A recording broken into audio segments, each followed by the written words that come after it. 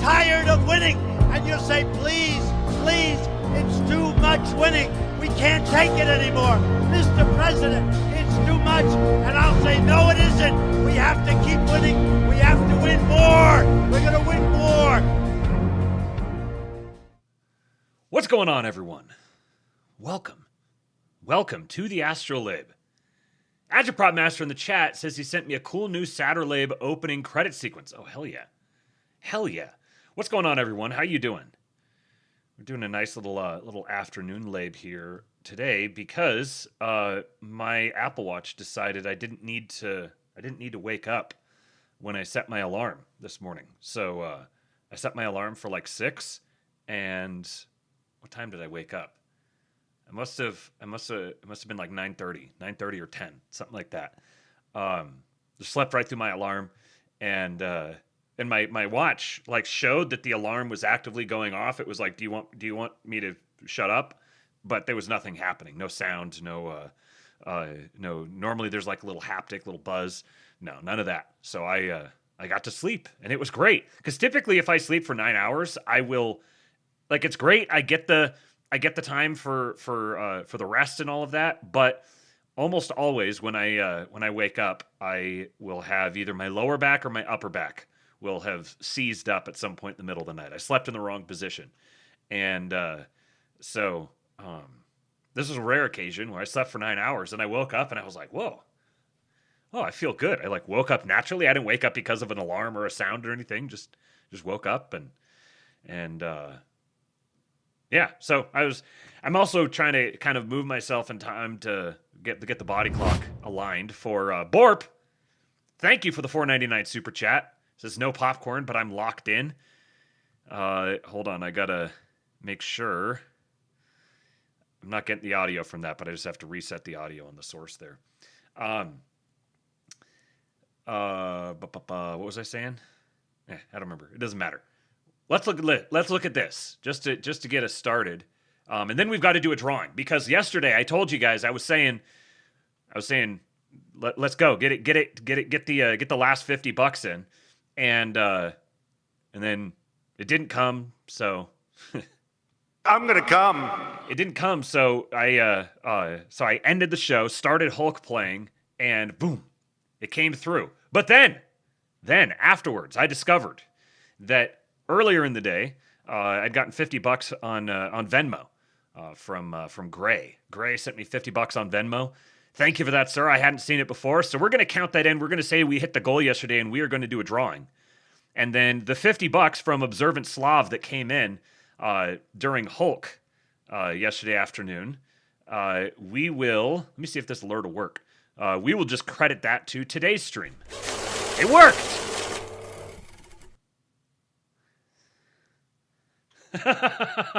Did you get the TTS? We're going to test something here. I intentionally did that with the TTS with the chat showing, because the TTS, no TTS. Okay, so the next one that comes through, we're going to see if the TTS works when I'm sharing the screen. I have no idea why that would affect anything, but we will try to figure it out. So thank you to Observant Slav. We'll do the drawing here in just a moment. TTS is missing the letter I in it. Yeah. What the message had said was pocket change. Cha cha cha. New title sequence for when I take over the King Pilled Astrolabe show every Saturday evening. Here's our new. I input evening in there because I just think evening. Here is our new title sequence, and notice this is from the man's new account. He got his old account suspended for some reason. Haven't been able to figure out why. So, Agitprop Tour. That is the handle to follow. Go follow the man.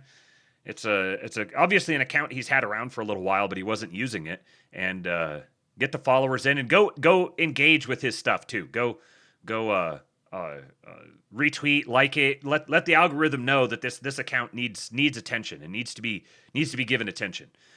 So new title sequence for when I take over the King Pilled Astrolabe show every Saturday. Let's start this over again.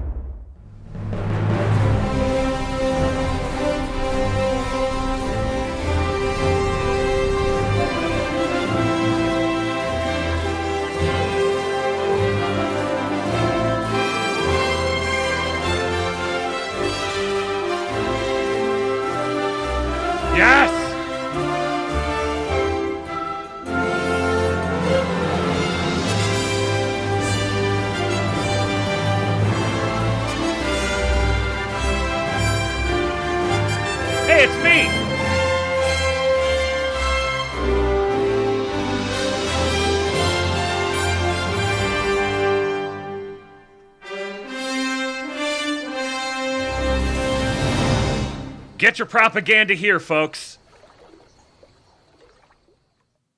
Hot off the presses. Every Saturday. Okay, so Mongoloid sent in a... Yeah, there it is. Okay. When is interviewer Matt?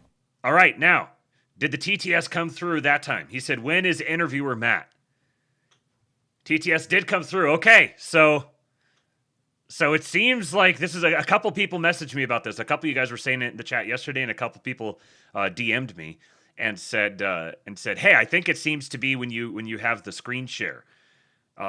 That's when it's working. So I need to go figure out what on earth could possibly change that. So for now, I guess we'll just hope that I'll see if I can catch it and screen share quickly enough, change the display quickly enough when one's coming through, and we'll see if something happens when I change it mid alert.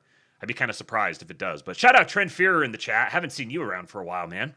Part of the replay gang. See, this is one of the great things about doing the show occasionally later in the day. You get to see people you don't usually see. Borp. Okay, well, so now the YouTube. Oh, I see. You know what? I'm suspecting something here. That perhaps there are a couple of inputs that are fighting with each other. Because it seems as if maybe Ko-fi and YouTube are like one connects and it disconnects the other, or vice versa. So there's a few things that could be. As I go hunt that down. It'd be kind of fun to just live stream sometime when I'm just troubleshooting things, trying to dig into them and see how they work and try to solve these problems. I would find it interesting. So Borp just sent $5 via super chat over on YouTube. Said, got my sister to start listening to the show. Shout out Sarah Lee. Boys, we got another 7%er. Another member of the wench category. For those who don't know, when you're in the King Pill Discord, we have a tag for just the women, the confirmed women who are in there. The tag is wench.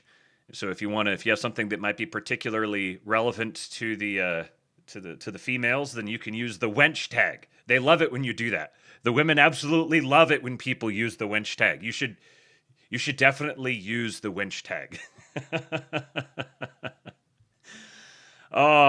Thank you, Suda. Again, guys, go follow him. It's Agitprop Tour. That's Agitprop TUOR. The Agitprop Master with the banging avatar game. Look at that.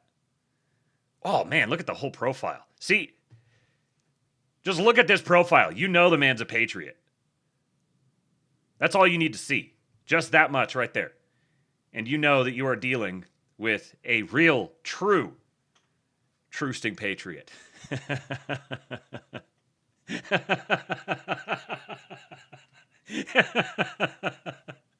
My wife says don't use the wench tag. It's never interesting to wenches.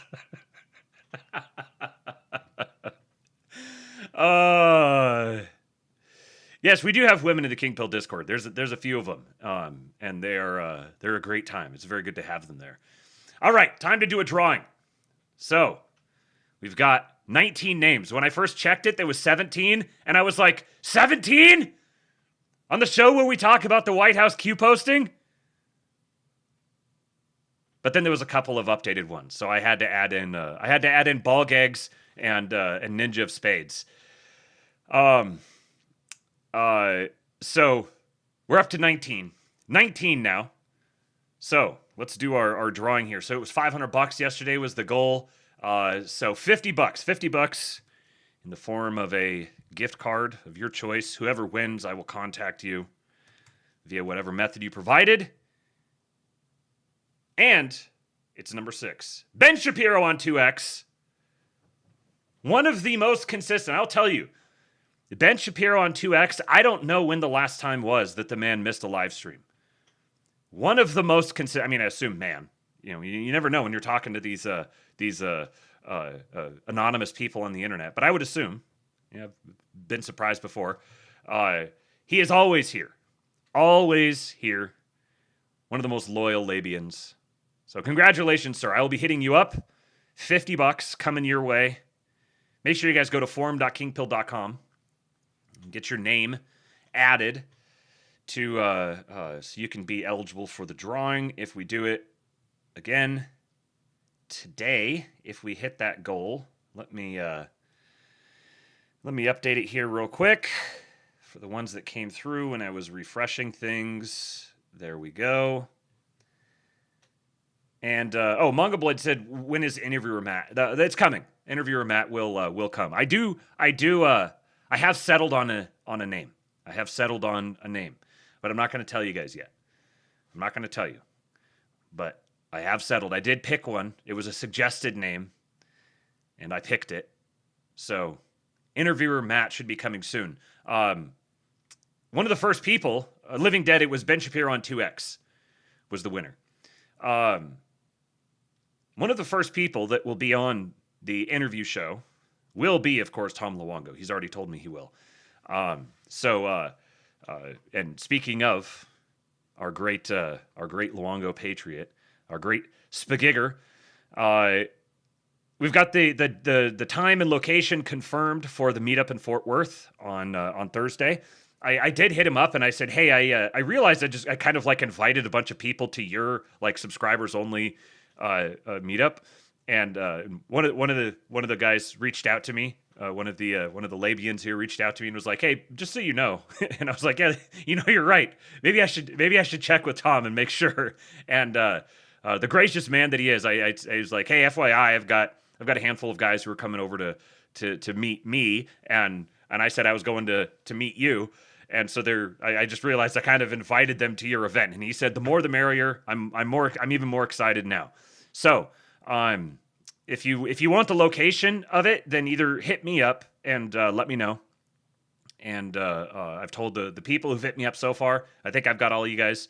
I let you know the time and the place, or you can go join Tom's Patreon and get in the Slack, and Tom has posted the time and location there as well. So it's a place to grab a bite to eat, and then a cigar lounge, and then I don't know if we'll go to the cigar lounge, but we'll definitely find our way to a place with the TV to watch the U.S. game at 9. So I wonder how many Tom has coming. I don't think he has a ton. I think it's going to be a kind of a smaller gathering. They're not going to be there for a long time, so this will be in Fort Worth, Texas. A good old Trooster meetup. That's right.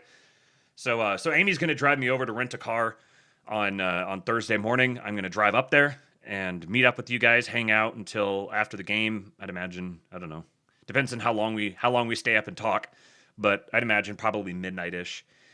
And then I will drive back down here. So there will be no show on Thursday. There will be a show tomorrow. There'll be a Wednesday show unless unless I go to sleep tonight and I wake up in the morning and my back is broke again.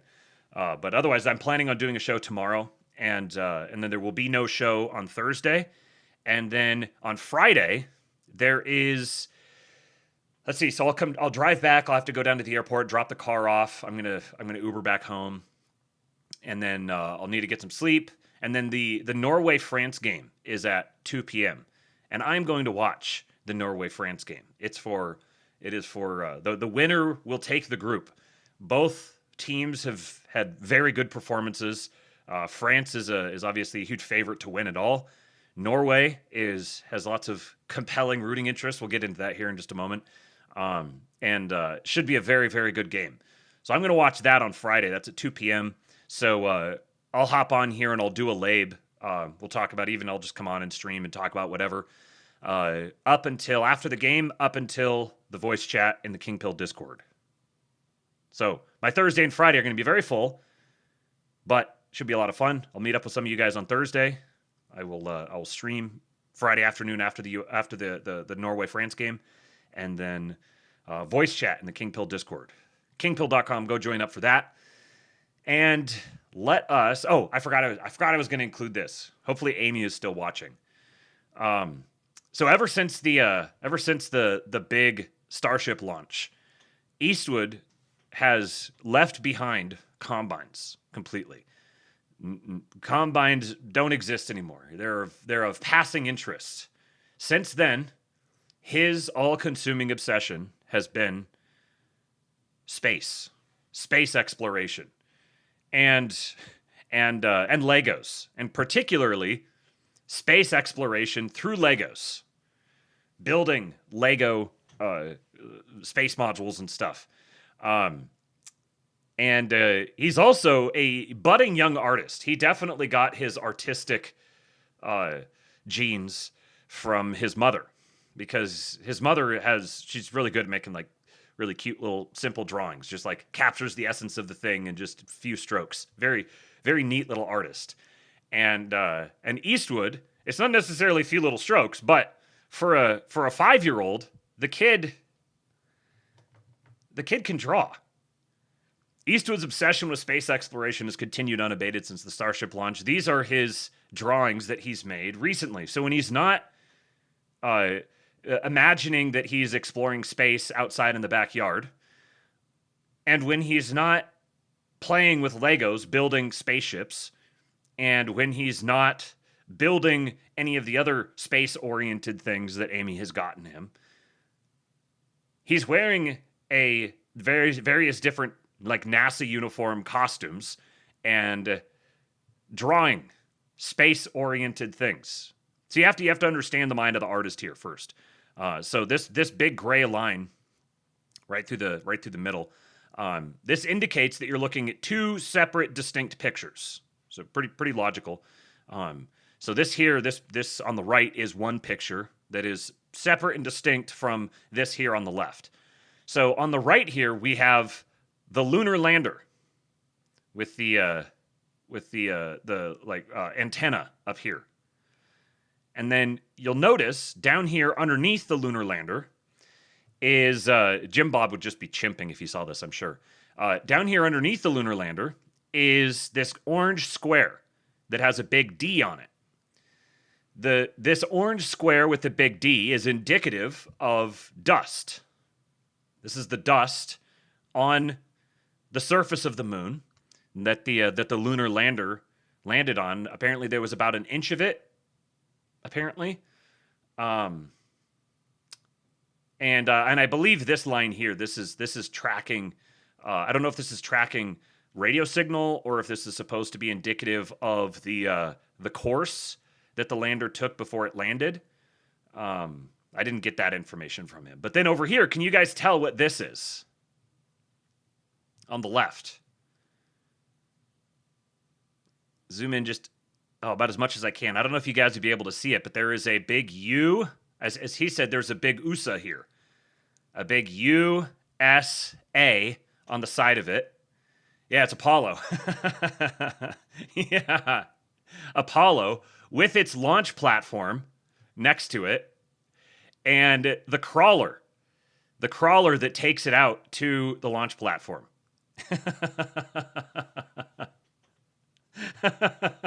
And then there was this one too.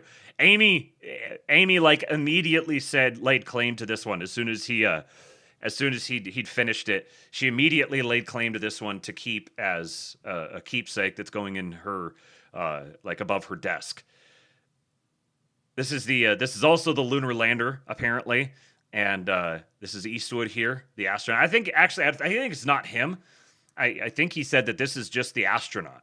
I don't remember if he laid claim to this as actually being him. He kind of is a little indifferent to that. It's not that he necessarily wants to go like embody all of that directly. He very much is like, oh no, there's an astronaut. It wasn't me. I wasn't the one who was there. There was an astronaut there. A little bit of the autism he gets from his. He gets the art ability from his mother, and he gets the autism from his father. And then these swirly things here, these are springs. Remember he pointed that out. And then I think that this is supposed to be like the big like claw device reaching out and picking up a rock. I'm pretty sure that's what's going down here on the lower right hand side. But this is a product of Donald Trump's golden age. My son would not be spending his time imagining great voyages into the stars, studying the mechanics of space engineering, were it not for Elon Musk and the Trump administration knocking down regulatory burdens to facilitate and to amplify this as a big event. It's not just something that just happened somewhere in the country. It was a big event that everybody paid attention to. There was videos massively viral everywhere. Direct, immediate, tangible effects on my son. Thank you. Thank you, President Trump. Look what's going on in Hawaii. Miami. So for the next several videos here, we're really going to be tap dancing around maybe some of the limits of what can be played on YouTube. I think it probably won't take down the live stream. If it does, it'll come back up again. Just stick it out. Probably won't take down the live stream. I would imagine it's probably going to take it down after the live stream is done. So if there's a delay in it coming back up, then just go watch it on Substack or listen on Spotify or whatever. There's other places you can get it. You can even watch the replay on Kick if you want to put yourself through that. But yeah, I'm gonna be tap dancing around copyrighted things and stuff, but it's worth it. It's worth it because, yeah. Here, so this is in Miami.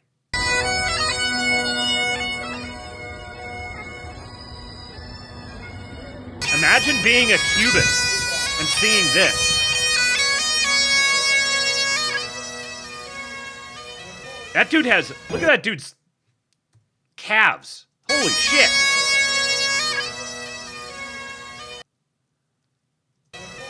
That dude's got some tree trunks. He spends a lot of time doing this. Foyd's captivated.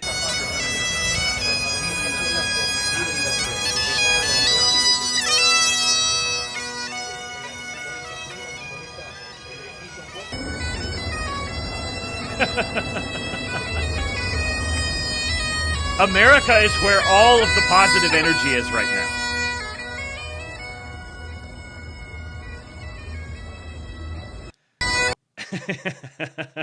Astroprop Master says, did you play Tartan Came to Boston yet? No, I didn't. I don't think I did. I saw some of the videos of the Tartan Army in Boston, but I didn't. If you're referring to something specific, DM it to me. DM it to me and I'll play it. Then here you go. The Argentine fans. The Argentine.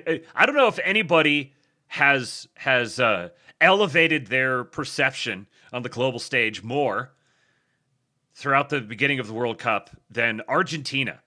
Those of you who are on X, you understand. You have seen the memes. I gotta say, there's got to be some kind of 5D chess here with X just in the build up to the World Cup, instituting this new thing where the tweets translate automatically for you on your timeline. All of a sudden, we get this mashed together of foreign Twitter accounts that the Argentina accounts are breathtakingly, hilariously racist.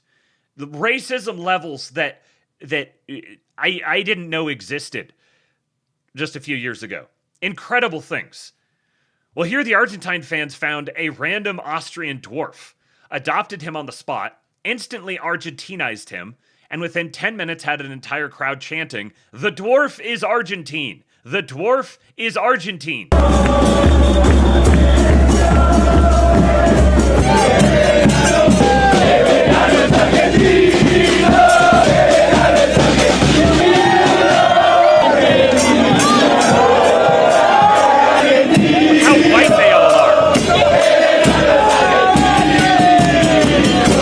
Not the first time that Argentina has embraced an Austrian.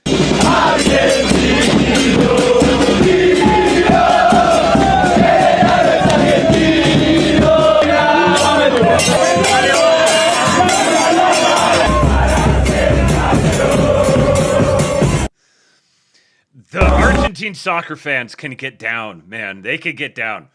Yeah, Straight Buster says, I don't want my team depicted as a black man getting ripped in half. Yeah, that's what one of the most viewed tweets of all time was a meme from an Argentine fan after they played. Who did they play? They played an African team. I can't remember which one it was, but they depicted like a soy jack style of like an Argentine guy ripping a black guy in half as the guy's like, ah. And now every single time a team loses, their entire fan base gets subjected to seeing them portrayed as the black guy getting ripped in half. Okay, we got the when the tartan came to Boston from Agitprop Master. All right, pull this over here. Oh, baby. Oh, I'm ready. Where are my Boston folks at?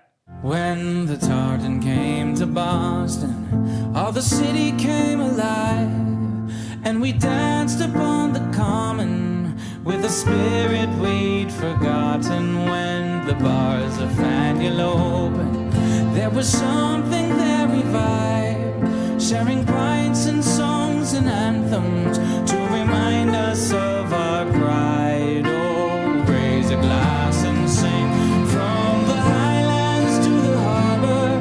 Now we stand a little taller since the tartan came to Boston. Oh, raise a glass and sing from the highlands to the harbor. Now we laugh a little harder since the tartan came to Boston. Oh, they were playing pipes at sunrise at 6 on Sunday morning, and we threw open our windows for the unfamiliar tone. Every road became a ceilidh as we drank on cobbled stones, and our crowded little city felt a little more like home. Oh, raise a glass and sing from the highlands to the harbor.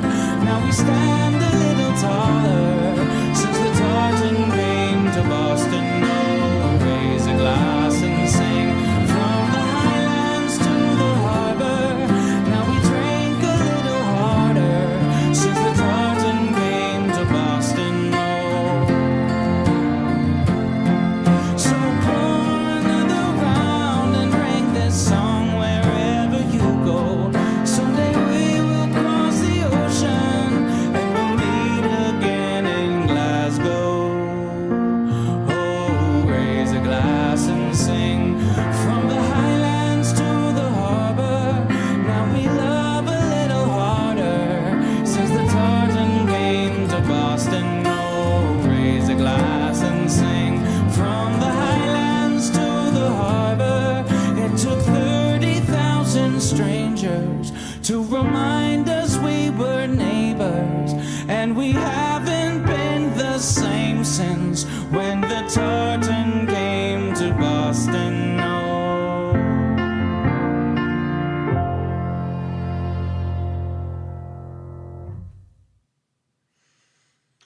You know, this is the relationship that I think every American really wants to have with the various different peoples of Europe.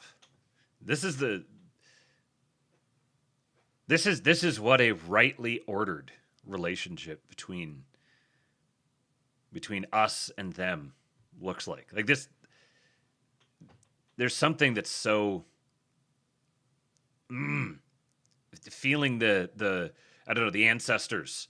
The ancestors are calling to me. There were Tactics 40 on YouTube. It says, "Excuse me, I came here to see Train Dog. Please do the needful." Yes. Yes. Sentimental moment interrupted. We must pay homage to the Train Dog. Have you been blessed yet by the Train Dog? Have you been blessed today by the Train Dog? Well, if you have, experience it again. The Train Dog.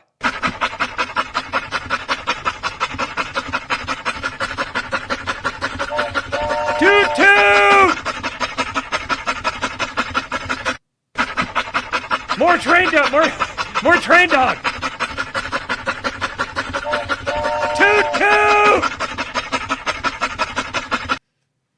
My life has never been the same ever since I encountered Train Dog. Every day, it's becoming a morning ritual. You have to wake up, and you have to experience the blessing from Train Dog. 40th time watching this week and realize just as my joy begins to crest about halfway through the video, the little toot toot of the whistle kicks in and brings about a second wave of happiness. I love you, train dog.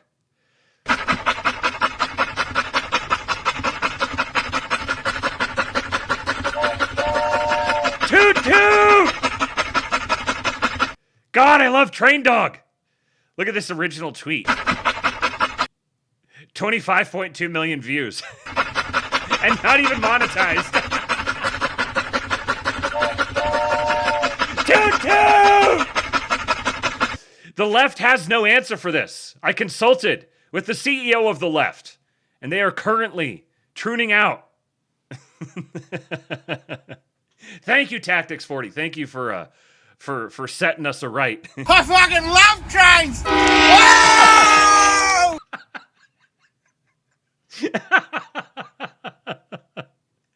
Okay. Time for more voices of the ancestors rising up and calling.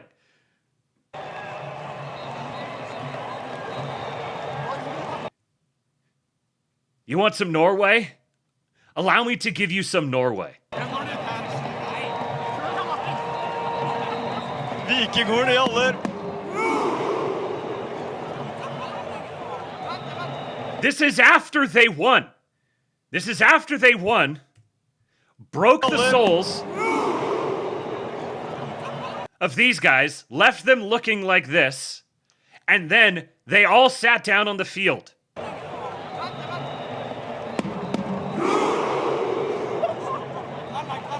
Man!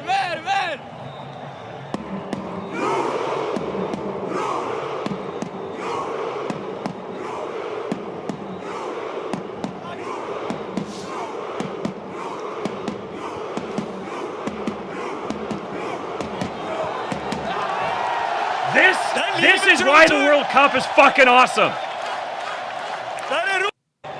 Games as a fractal for war. Exactly, Ryan Isaac. This is cultural conquest. This is dominion.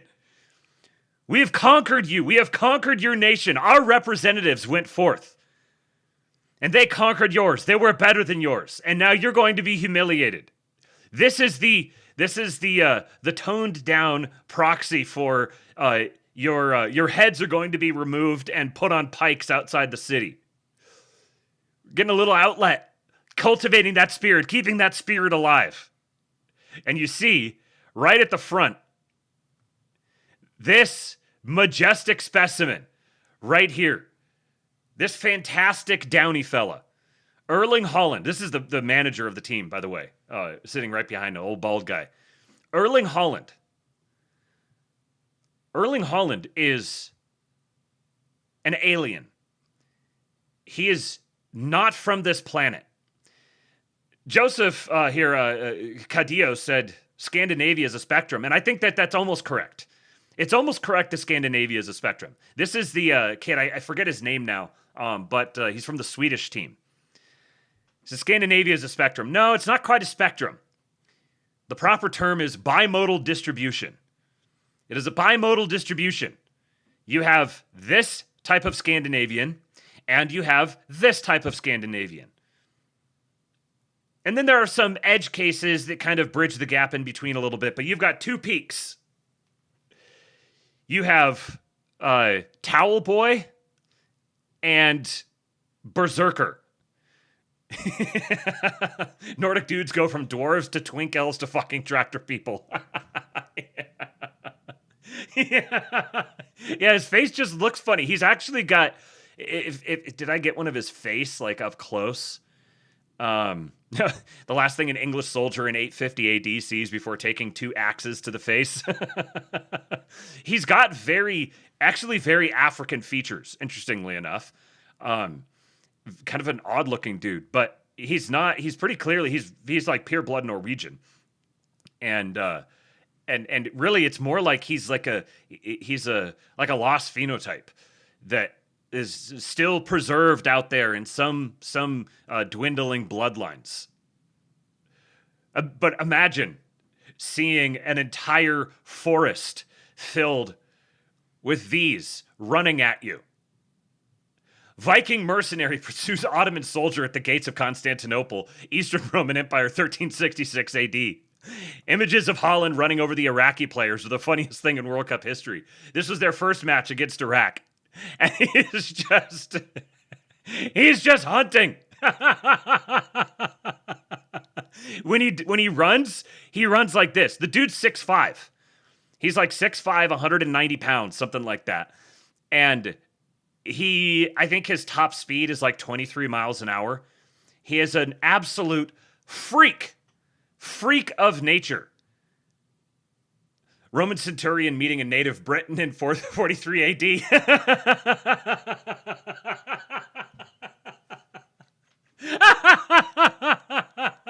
Look at that. There's the native Briton. Wandered his way out of the woods in a loincloth. And the Roman centurion's looking at him like, what the fuck? Oh, Brexit geezer detected. Yeah. Imagine how much alcohol this man could put away in one sitting. So here is how Erling Haaland trains.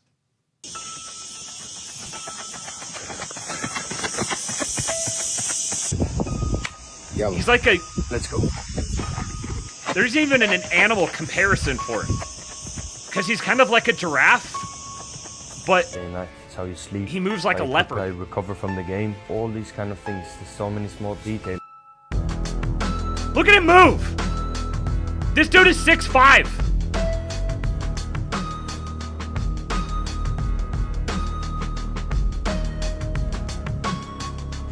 Just silky. There's something so animalistic about the way that he just prowls around the pitch. He gets all hunched over.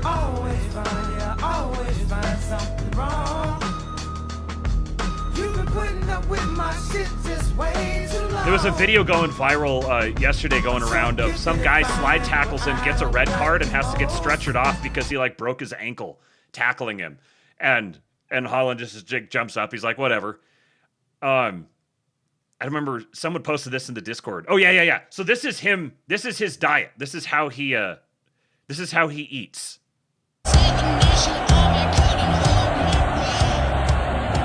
You need local honey, local raw honey. I'm super happy. I expected only milk, and we went out with a lot of steak, milk, and honey. We're gonna make you famous. You're the famous one. You need to be famous as well. Have you got milk? Of course I've got milk. Yeah, for good. You. Do you know what else we've got? Beef. We have rump, we have fillets, we have flat iron, we have sirloin, and we have ribeye. I like fatty steaks the Patriot. most. So this I can get, yeah? Yes. I'll have this then. Brilliant, thank you. Ribeye steak, a bit of fillet, and 3 tomahawks.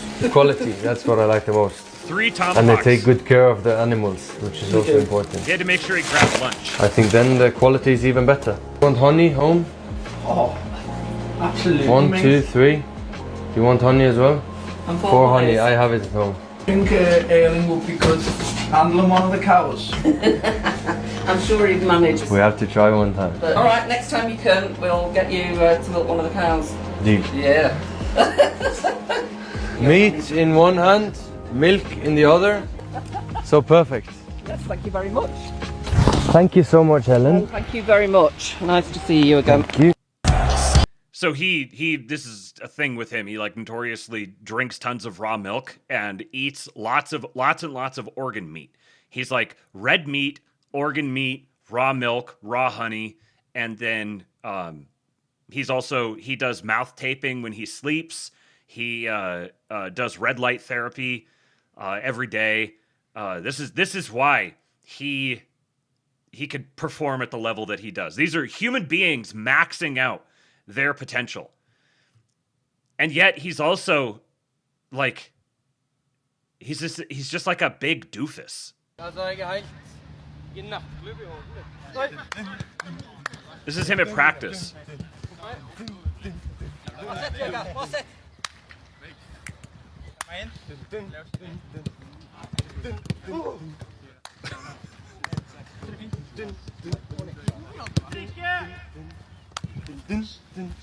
Skal han dansen, Erling? En sånn sang på hodet hele veien. I've got a song stuck in my head. Gå på Insta. Open Instagram.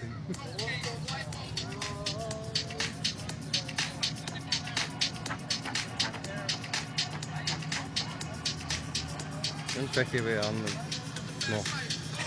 Nå.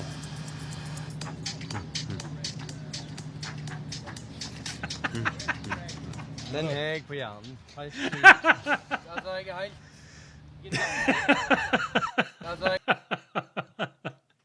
I saw someone that said that they wondered if he actually had like a mild case of Down syndrome. I don't even know. Is it even possible to have a mild case of Down syndrome?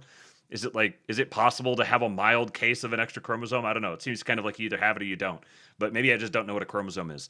But it said that they knew another person who was Down syndrome who was like extraordinarily talented, was obviously had like a Downy personality, but had some like extraordinary talents in some ways. So it's like maybe he's got like a mild case of Down syndrome that makes him literally just a big goofy teddy bear all the time, but he's also like motivated to rip the hearts out of opposing soccer players and dominate. He's got up syndrome.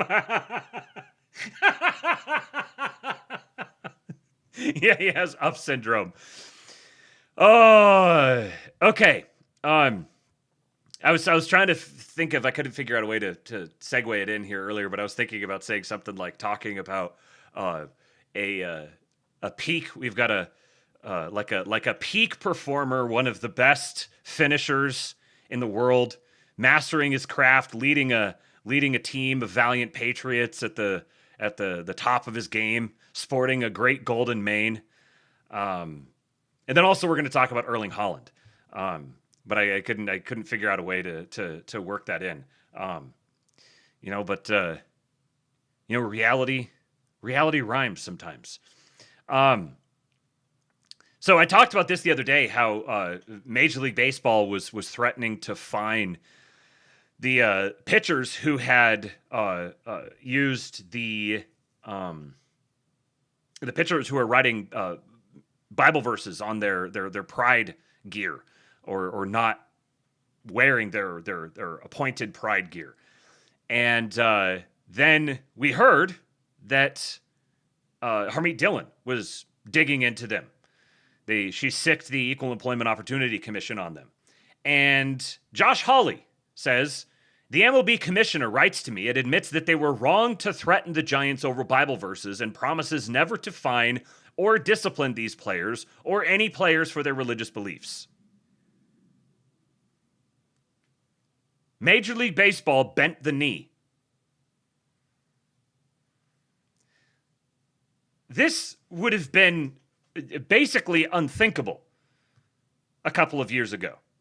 Before the return of Donald Trump, this would have been essentially unthinkable that a major cultural mainstay like Major League Baseball would actually capitulate on the pride front.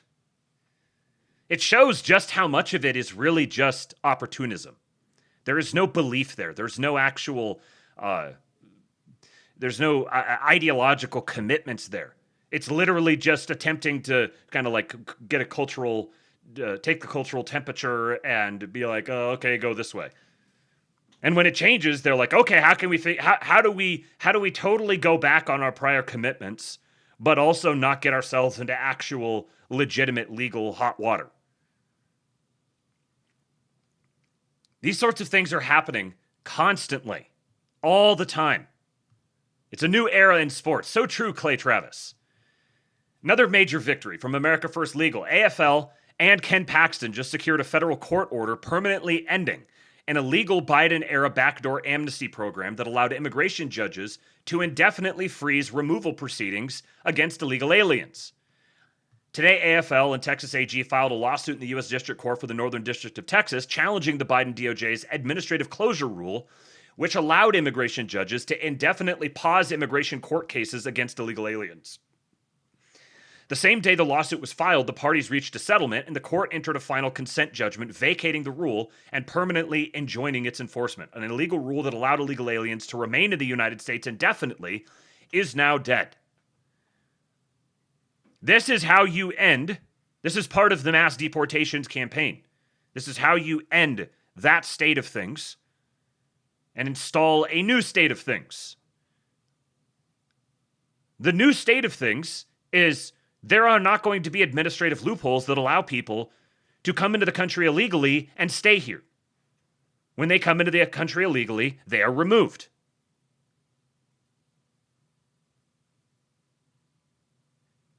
This was a procedural device that removed a pending immigration case from an immigration judge's docket. So literally just like they have a list of cases they're supposed to address.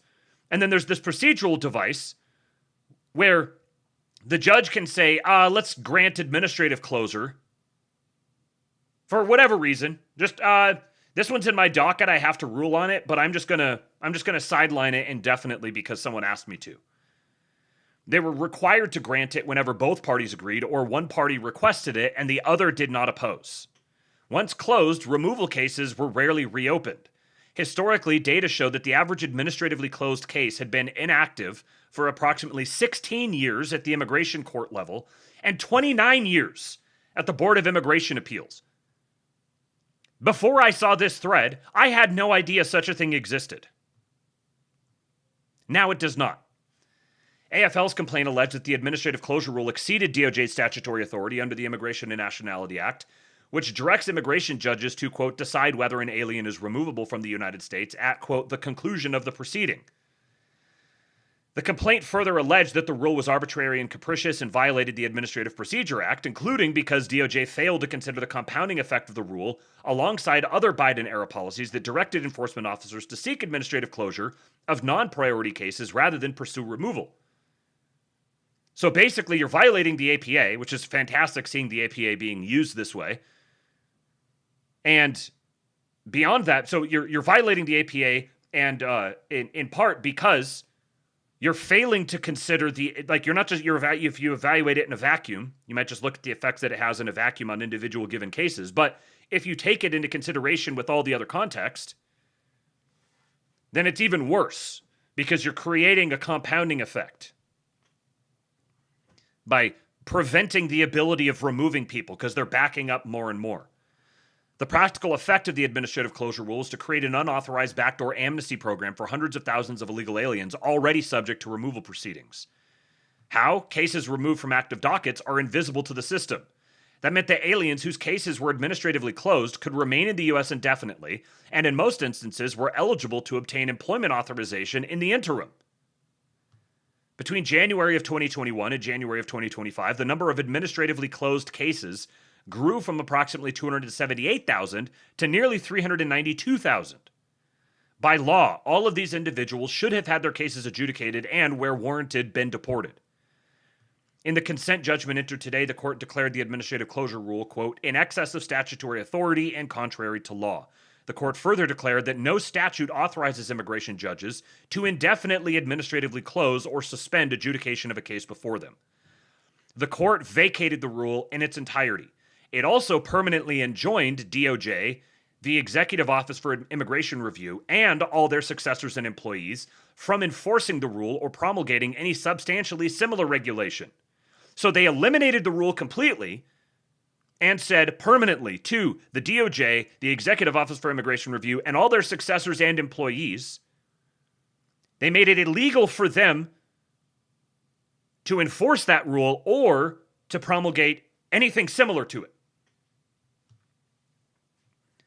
An illegal Biden-era backdoor amnesty program is now dead. This is a tremendous victory for the rule of law, common sense, and the American people.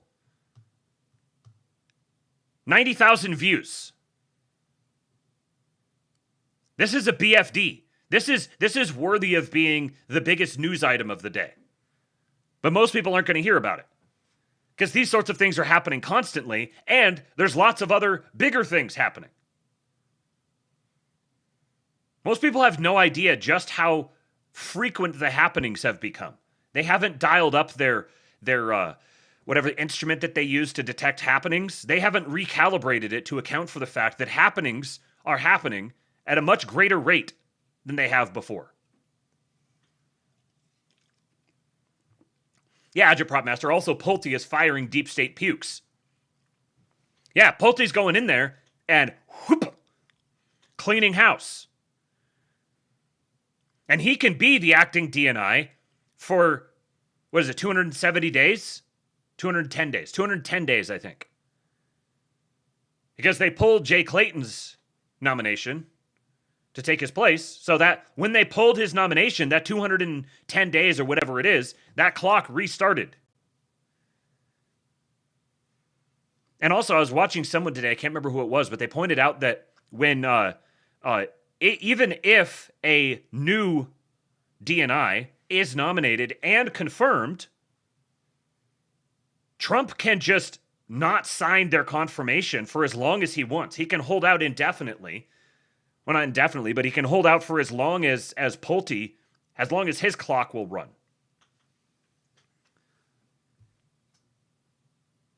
So Pulte could be in there cleaning house for a very long time. Yeah, he can be DNI until after the midterm elections. Yeah, isn't that interesting? What an interesting timeline that is.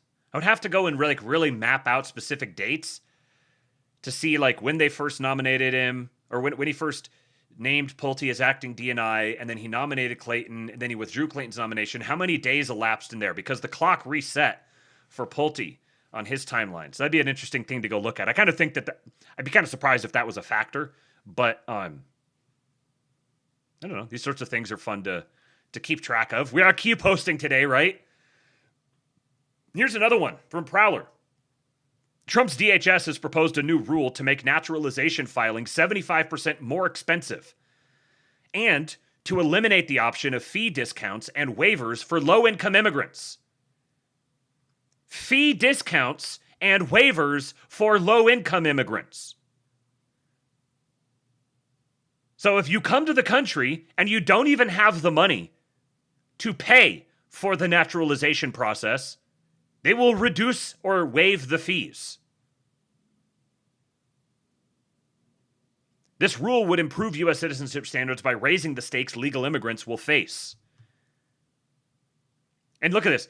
They unveiled a plan that would charge legal immigrants seeking U.S. citizenship $570 more in application fees, while eliminating waivers and fee reductions for low-income applicants. So tacking $570 on, and also eliminating waivers and fee reductions. It would increase the fees for citizenship requests from $760 to $1,330 for paper applications, and from $710 to $1,280 for online filings. Application fees to ask USCIS to reconsider a citizenship request denial would jump by $645.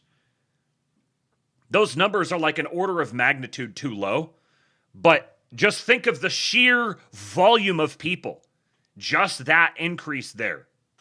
When you multiply that over the tens of thousands, hundreds of thousands, millions of people that this would be potentially applicable to, that's actually a pretty substantial, like 95% of them, this is a crippling price increase. And this just goes on top of every other thing that they've been doing too. What is it, the Magaconda? Constricting with the Magaconda? Matt Forney said fee discounts and waivers for low-income immigrants. The government was literally subsidizing mass legal immigration. Take those two stories together. So immigration judges can indefinitely freeze removal proceedings against illegal aliens, essentially on a whim. And low-income immigrants can get fee discounts and waivers for naturalization proceedings. Thank God the Trump administration is ending this and jacking up the fees. Stay out, brokies. Got what I voted for. Again. I just keep getting what I voted for. And I'm supposed to be mad about this? Oh, you haven't gotten more than what you voted for. Well, I have gotten more than what I voted for. And yeah, I do want more. But everything that's happening now is making more and more possible.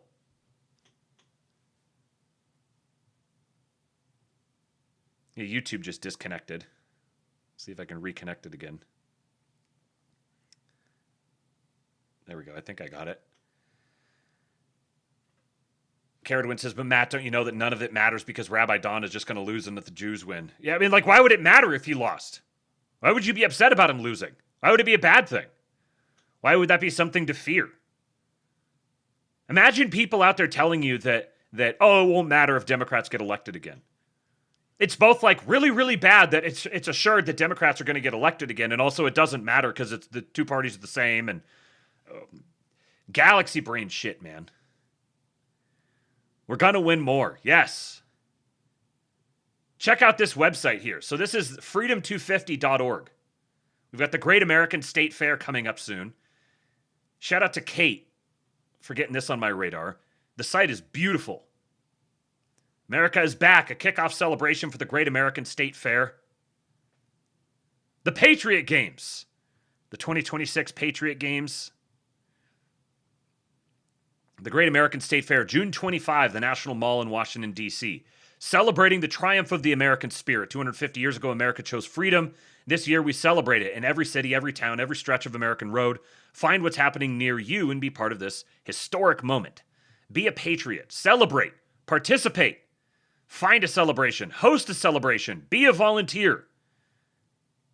You can step into the story, learn your history. Pray for America. A specific prompt here. Reflect, give thanks, and renew our shared commitment to faith and freedom. Uniting in prayer for our 250th anniversary, America prays. Submit a prayer. We're calling on every American to pray for our nation 10 minutes a week with 10 people you know through July 4, 2026, the day of America's 250th birthday. Add your voice to the wall and pray for our leaders, protectors, neighbors, and families.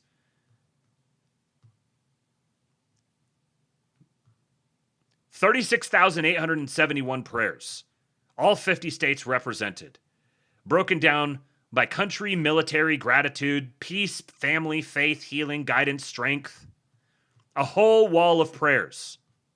And you can submit your own prayer. Partners, Crossroads Church, Women in America, is that Concerned Women in America Legislative Action Committee, Catholic Vote, 40 Days for Life, Hallow, Pray.com, Salem Media. Salem Media.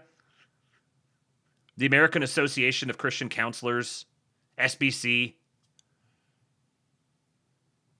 We've got a page from the White House encouraging people to pray. Yeah, touch the prayer wall, bigot. Yeah, everything would have been the same under Kamala, by the way. Right. Under Kamala, we totally would have had freedom trucks going around the nation. Nothing more American than the open road. Follow the freedom trucks or mobile museums as they travel across the USA. See where freedom rolls next. Find upcoming freedom truck stops and experience the story of American independence as it arrives in communities across the country. Go look for your nearest location. Go see a freedom truck. Let's see here. When the freedom truck's coming to Texas. There's got to be one. Don't tell me the freedom trucks aren't going to go to Texas. Port Aransas. September 10th to 14th. Dallas. September 23rd to October 19th. At the State Fair. There'll be a freedom truck at the State Fair in Dallas.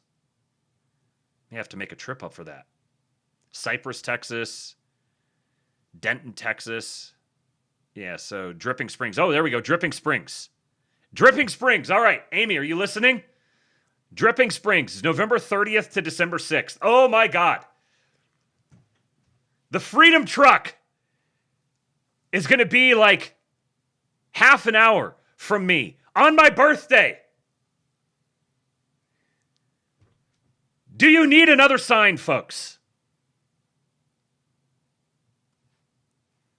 White males way up. White males have gone through the roof. White males way up. I love this country, man. Thank you. Thank you, Donald Trump. There was something here. Let me pull out real quick and see if I could find this. Yeah, this here. Regarding what Straight Buster said. So people will tell you both parties are the same. Doesn't make a difference. Who cares? Democrats are going to come back into power again. They're just like the Republicans. The rope is tightening around our necks. This is what Donald Trump rescued us from. I can't imagine not being grateful to the man if for no other reason than just for rescuing us from this. I really, truly believe this. We each have light inside of us.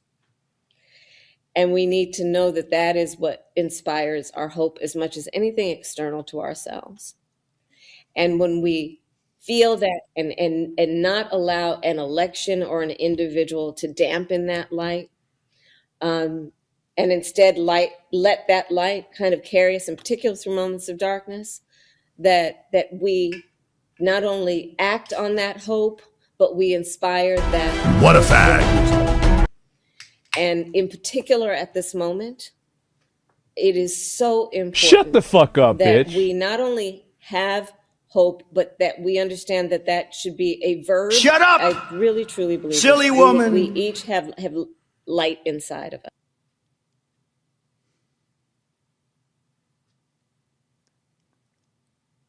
What does any of that mean? Legitimately stupid human being. Unfathomably stupid human being. Literally just motivated by ape brain. So she knows how to play the game of power. You could be a total retard and know how to play the power game. You just got the lizard brain operating in the background.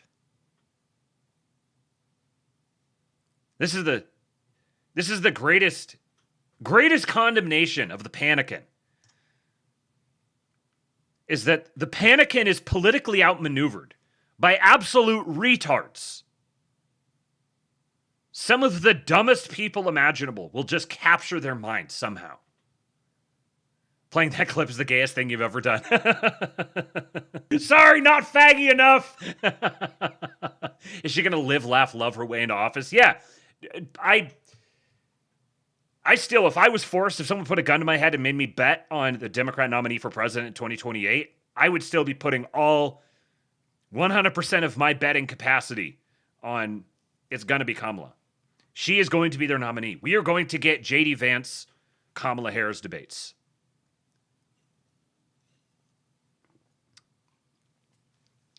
I can't wait, frankly. All right, so yesterday, Donald Trump signed 2 executive orders securing the United States spot as the world leader in quantum computing. Here's a palate cleanser for you. I think, even though nobody's ever done one.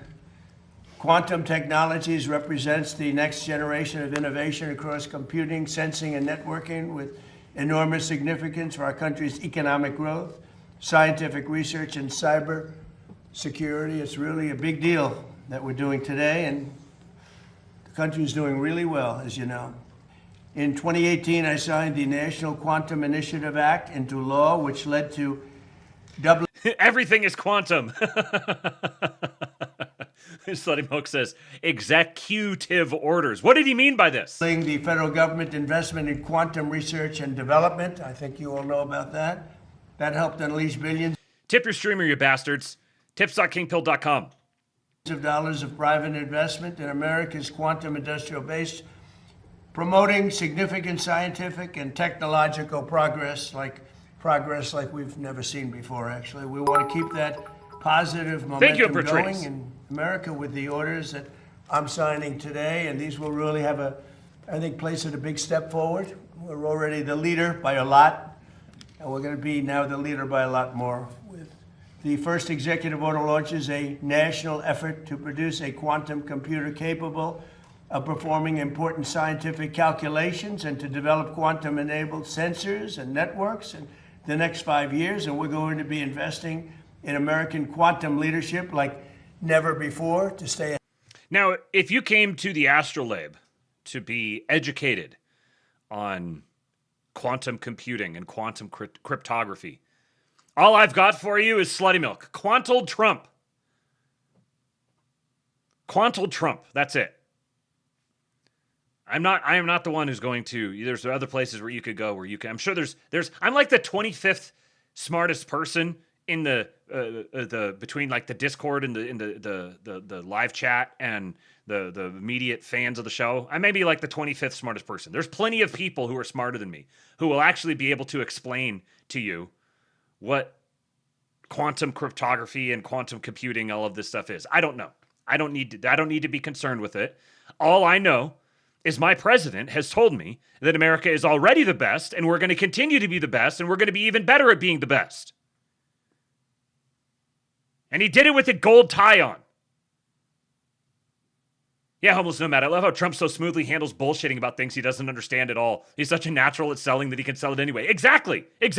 Stay ahead of the pack. We're way ahead right now. I don't need him to understand it because he's going to attract the people who understand it the best and they're going to give him the information and he's going to make the best decision. And there is no better possible situation that we could be in. Keep it that way. The second order I'm signing directs federal agency to transition to what is called quantum cryptography. Cryptography. Do you know what that is? Yeah, does anyone know what that is? Nobody knows what fucking quantum cryptography is. I bet you that he did this on purpose because everyone's going to say, oh, he pronounced it wrong. He didn't do it right. It's cryptography. It's not cryptography. And not a single other fucking person in that room knows what the hell quantum cryptography is.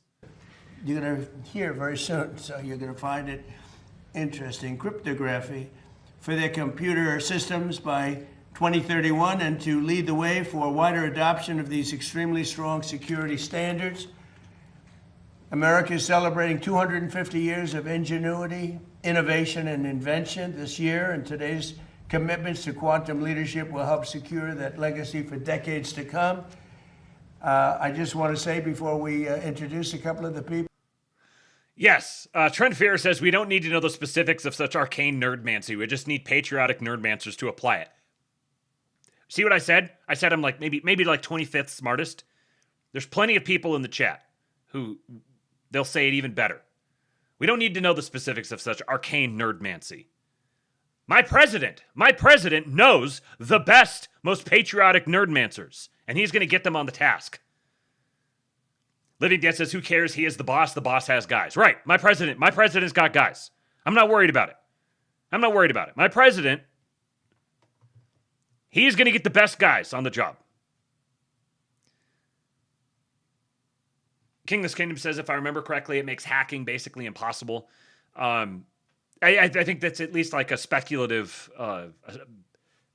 makes hacking impossible. I was thinking it's like the opposite. But I could see how it could be the opposite would mean the former as well. Homeless Nomad says, traditional computer state is either on or off, 1 or 0. Quantum computer state is any mixture of some 1 and some 0. Means you can have it spit out a whole bunch of possible shit instantly instead of calculating a bunch of definite shit over time. What did I say? The reason that the lab exists is to give a voice to the people in the chat. That's all I do. I just sit here and I just aggregate stuff from everyone else and just mush it together and present it to you. For cheap tonight, apparently. Quantum just BTFO'd Bitcoin. Yeah, I've heard that. I've heard the quantum case against Bitcoin. Because essentially it breaks part of the security protocol of Bitcoin. The thing is, I've also heard very good cases for what was quantum, was the quantum breakthrough actually to be real, that its implications, that it being incorporated into Bitcoin would actually turbocharge Bitcoin, essentially. So I sit and I listen to this stuff and I can understand it better than I can explain it. I kind of get the general overview. But then I just have to find people who are smarter and just relay what they say, and then I have to just practice a little intuition to figure out who's bullshitting and who's not. I just like to surround myself with smart people. That's really what the lab is about. The lab is about sending out a bat signal for smart people who like to have fun as well. Homeless Nomad says it breaks encryption because it can basically brute force every possible key at the same time instead of a traditional computer taking so long to do that it'll never happen. Massively simplifying. Yeah, right. So I think like even if you, without getting down into the nitty gritty of the specific details of it, I think you could zoom out, and it's another in a long list of priorities that this administration has had that probably qualify as substantially disruptive. You know, another thing that comes immediately to mind is updating the whole air traffic control system for the whole nation. There's a lot of infrastructural things that are being done, and really I would consider like something like quantum cryptography and quantum computing. Like this is really starts qualifying as something like infrastructure, whether it's like market infrastructure or translates into like directly into material infrastructure. Like we're playing around with stuff where the question, the line between material and immaterial starts getting really fuzzy. But the administration clearly has made it a priority to really kickstart a bunch of these desperately needed projects to upgrade infrastructure all over the place. And you hear infrastructure and you might think like roads and bridges, and those are important. And yeah, those have, most of those things are more likely to be managed at the local level. But infrastructure would include something along the lines of the air traffic control system, the grid, the electrical grid, and the data centers plays a direct role in the electrical grid, and then beginning to treat quantum, like formally treating the quantum computing and quantum cryptography, treating that whole thing as the top priority for the federal government. A lot of this, I would imagine, is stuff that's been underway for a long time, and it's just time to like formally stamp it in public. But obviously the announcement. Oh, here was the other things with this. Let's see. It accelerates U.S. innovation in quantum technologies and strengthens our national security. It will develop. So the Department of Energy. This is largely concerned with the Department of Energy.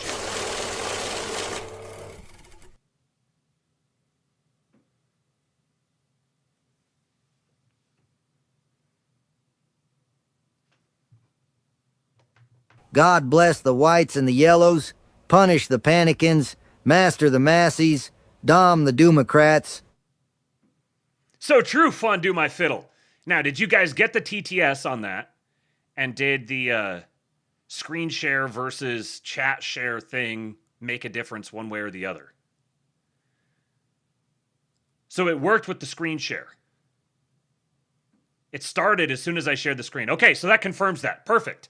Okay, what he said was, currently at the dojo watching my boys learn the ancient white man martial art of Taekwondo. God bless the whites and the yellows, punish the panicans, master the massies, and dom the Democrats. Yes. Did it play the whole thing? So if it switched, when I switched to the screen share, did it play the whole TTS or did it just pick up suddenly like mid-sentence? It started at the whites and yellows. Okay, yeah, so that confirms. That's what the thing is that's been blocking it. Something having to do with the screen share changes it. And literally all I'm doing is changing a source, making one source active and the other source inactive, and it has nothing to do with that source. So I got to figure out why on earth that would be the case. That's so strange. Here, I wonder if I have this set so I can I do this right now? No, because I have it set to make OBS invisible.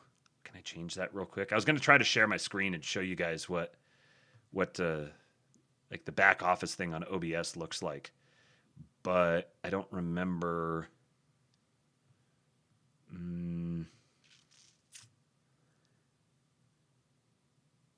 I have a setting. I remember toggling it on where it says don't make OBS visible on the output, but I don't remember where I did that. Oh well. The the back office is pretty fairly detailed. Can I replay it?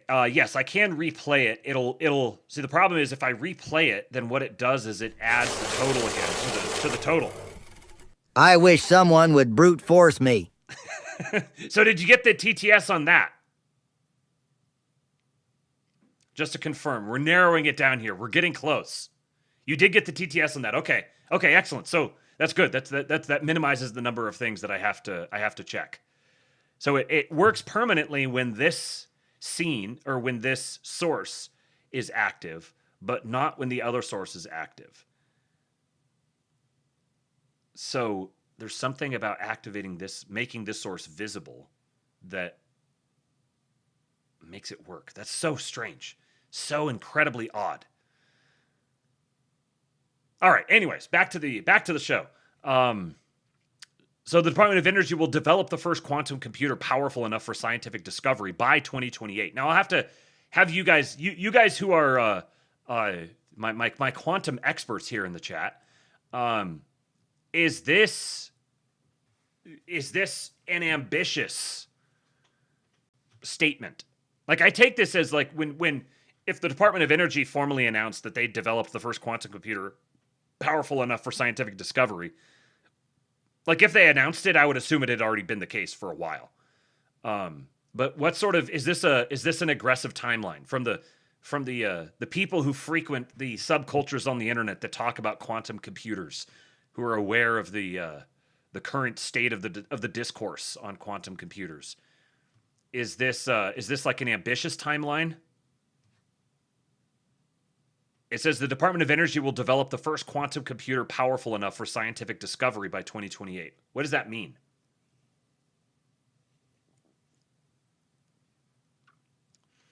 Yeah, what do they mean by scientific discovery? What is their goal? That's what I it's like the fusion timeline unrealistic. Okay, that was kind of my sense of this. My sense of this is that this is kind of like JFK saying we're going to put a man on the moon by the end of the decade. Give a specific qubit number and you could probably have a better idea. Yeah. Okay, so it says the Department of War, Department of Commerce, NASA, and the Department of Energy will deploy quantum sensors and networks in the next 5 years. The Department of Labor and National Science Foundation will expand quantum apprenticeships and workforce training. So we're gonna get federal support, federal subsidizing of quantum apprenticeships and workforce training. And then Department of Commerce will strengthen domestic supply chains. FBI will bolster quantum research and IP security. Altogether, this national effort will initiate a new era of quantum commercialization capabilities here in America. Now, so to the extent that I do understand any of the, I understand kind of the implications of the quantum stuff better than I understand the actual mechanics of it. But either way, this is another. It strikes me. You guys can correct me if you think it's different, but. It strikes me that this is this is more about the announcement than the actual substance of the announcement, if that makes sense. This is more about a public posturing and like an indicator that this is something that's being taken, that this is a big priority by the administration, and they're trying to preemptively shape and form the industry around that, and indicating that this is something that's on the radar of the federal government. Lord Breezy says we're on the wheel invention phase of intergalactic travel. Yeah. More about the investment dollars. Yeah. I think that's my thing, is that this probably has more to do with shaping the market.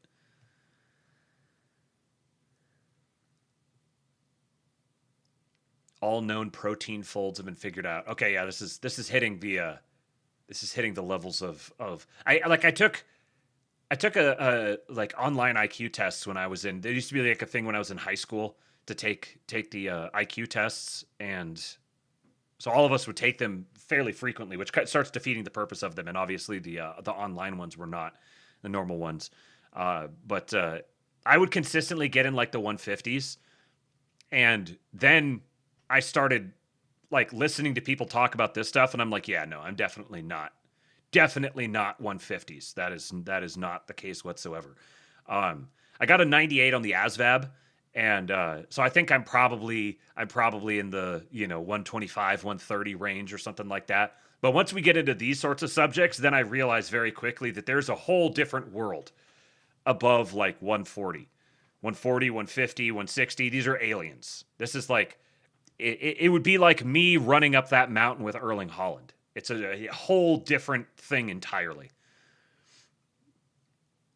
Living Dead says signaling to interested parties that they're trying to decide how and where to invest their efforts. Yeah.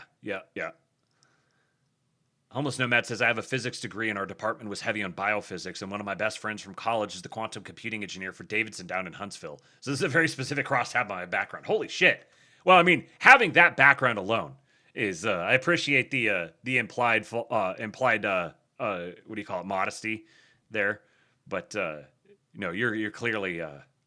I every time that I read Homeless Nomad's tweets or comments, I always feel like I'm being lapped.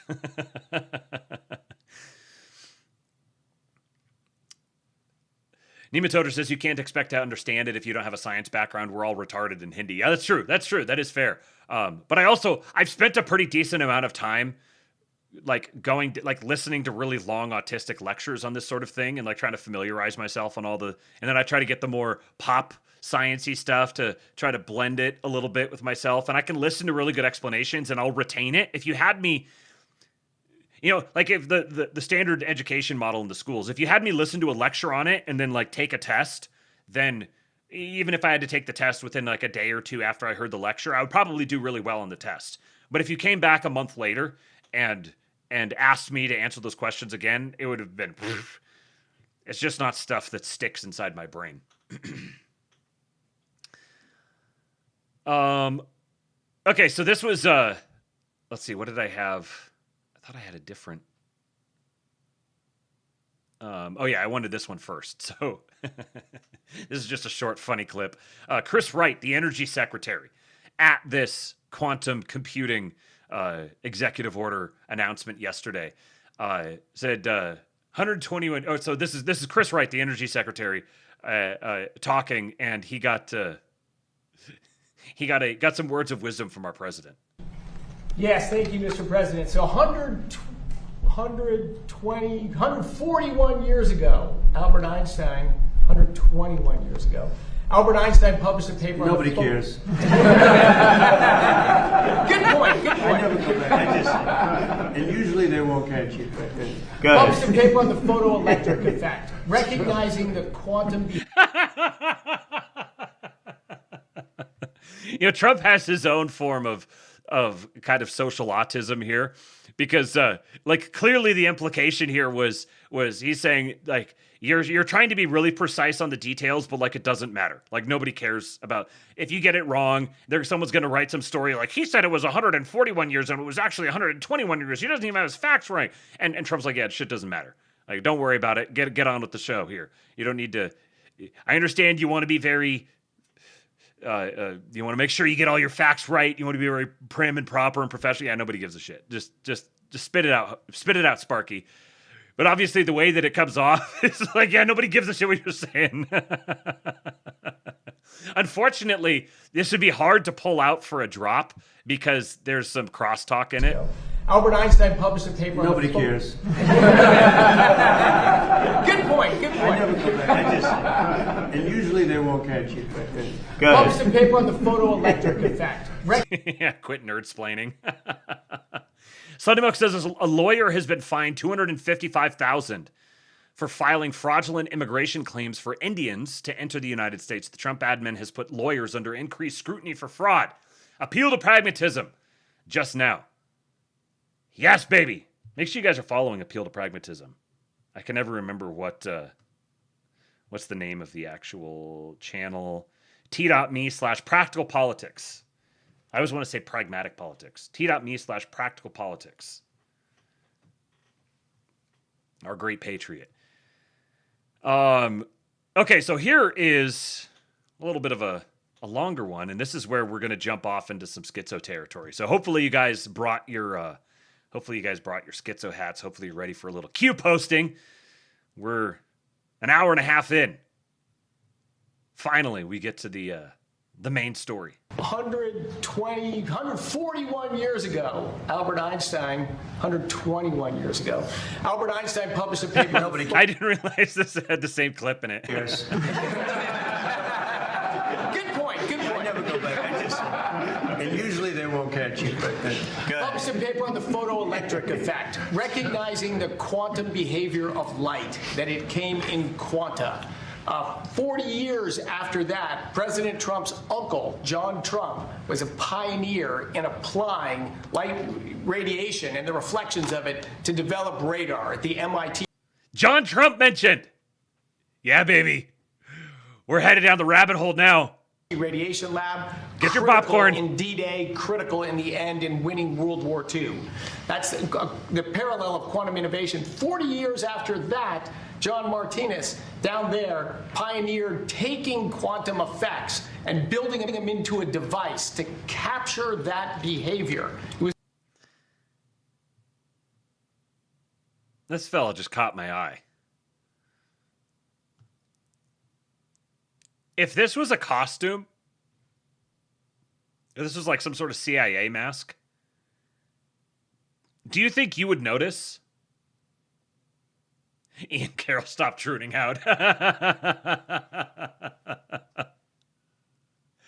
That is quite an appearance there. He was awarded the Nobel Prize in Physics just last year for that discovery, that breakthrough. But 40 years, quantum phenomena are tough to harvest and tough to work with.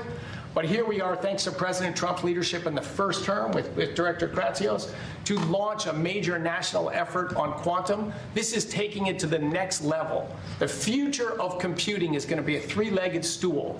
It's high-performance computing, basically Moore's law in semiconductor manufacturing. It's artificial intelligence that everyone's seeing and hearing about that's supercharging it. The third leg of that computing stool is going to be scientifically relevant quantum computing.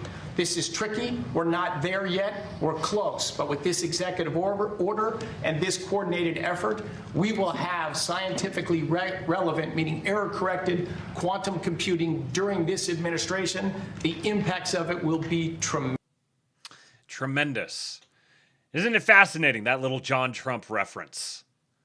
What do they mean by this? So, Kingless Kingdom, the absolute patriot, he tagged me in this video several weeks ago.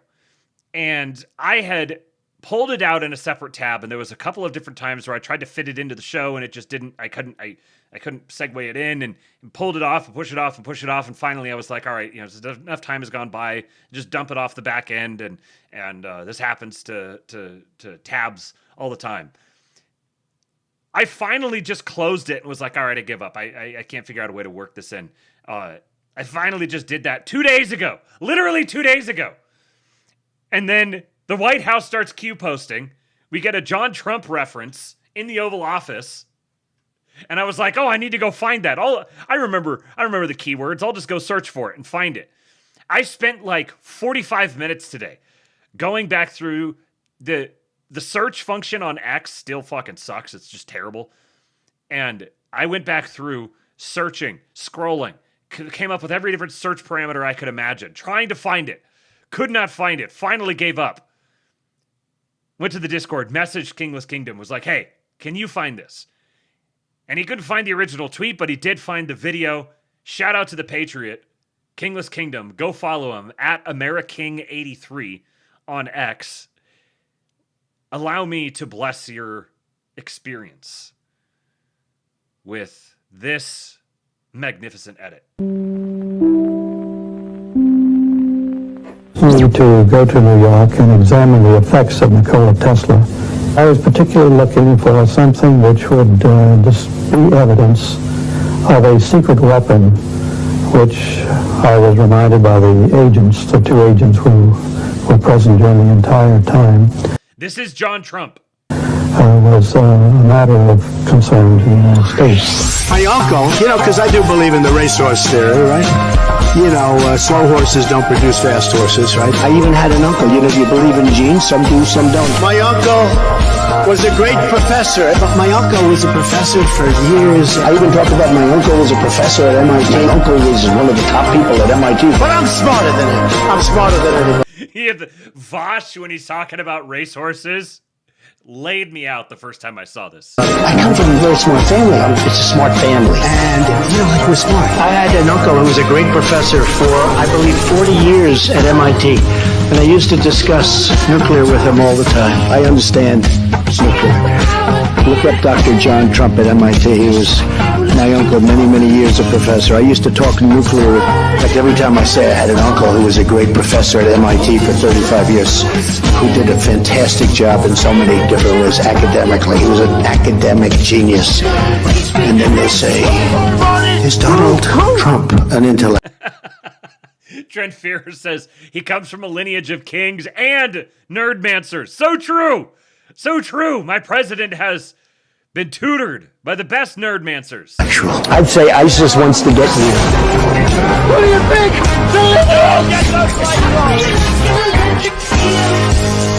Scale terror attack 19 months before 9/11. In his 2000 book, The America We Deserve, Trump wrote, I really am convinced we're in danger of the sort of terrorist attacks that will make the bombing of the 1993 Trade Center look like little kids playing with firecrackers.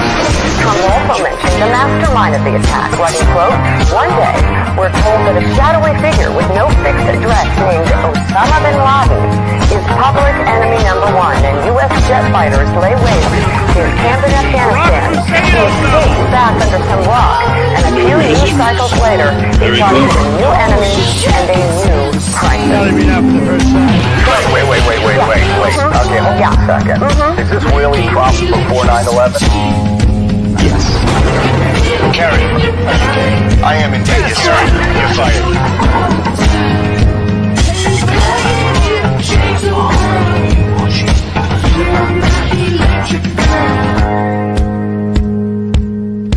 Are you watching closely? Did you catch that? What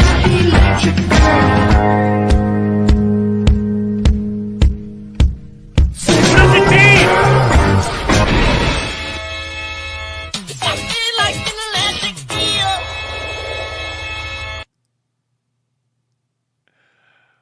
In 1953, a scientist said the title of the leader to a Martian government would be Elon.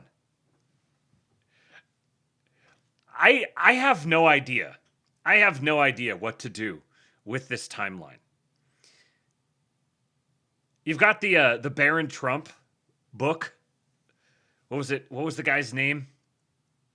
If you'd have asked me 10 minutes ago, I would have told you exactly the title of the book and the author. Now that I want to say it, it just poof.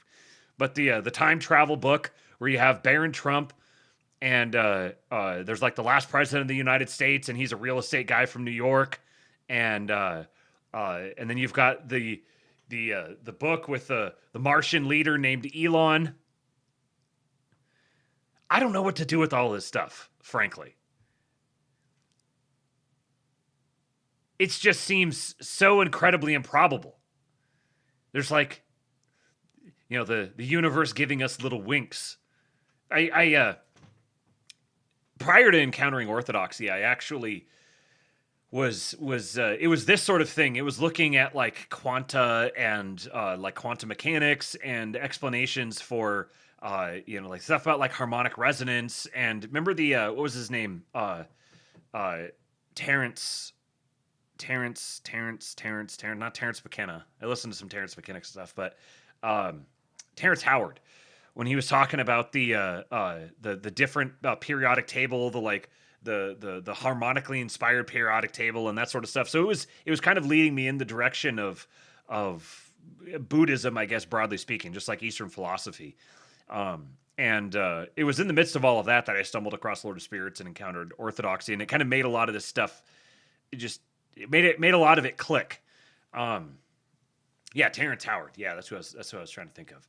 And I think I think Terrence Howard's a fucking loon, but I also think that some of his stuff, he's onto something. There is something there, and this is one of the things I used to enjoy about the Jim Bob chats, talking about space and why I've always found like the flat Earth thing entertaining. I kind of don't really buy the flat Earth narrative, but I also don't buy the the standard model either. I just find it all fun. I just think it's fun. It's fascinating to study, and it's weird that there's a stigma against this kind of thing, because what it reminds me of is if I kind of try to create an analog from history, it's like there's this land across the ocean. You think about people when people had only ever really been right around the cradle of civilization as they were expanding further and further out. And describing like the Himalayas to someone who had only ever experienced the Mediterranean would have seemed just unfathomable. And so to me, like I'm 98% open on I'm like 98th percentile on openness every time I've done the big five, and it bears out in my own interest. Very, very high in openness. I love to just contemplate things. If it's real or not is kind of beside the point, because there's, we could have a discussion about what real even means with some of these sorts of things, but it's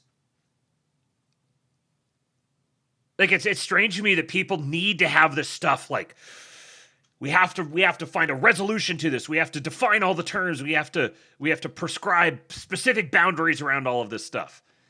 And if we can't do that, then we don't pay any attention to it. We just throw it out. I don't know. I cannot fathom that mindset. I love the schizos. I want to hear what the schizos have to say.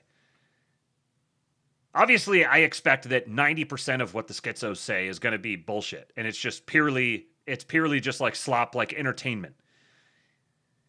And I'll get tired of that after a while. But there's something to me that's really just soul-crushing about living in a world where you don't cultivate wonder about fantastical things. You allow yourself to play where in that liminal space between, like as the Sudaman says, that what is it? There's no such thing as fiction. Like what is it that causes something to become real? What role does human belief and contemplation and attention, like what happens when human beings pay attention to something? This is the thing with orthodoxy. Like when I wrap my mind around the idea of the logos being human, like the ordering principle of reality is a human being. So then what does this say about the power of human focus and intention? When you live in a world where everybody, as soon as you start talking about schizo or woo-woo things, people just like, la, la, la, la, la. This overly scientistic, very rationalist world. I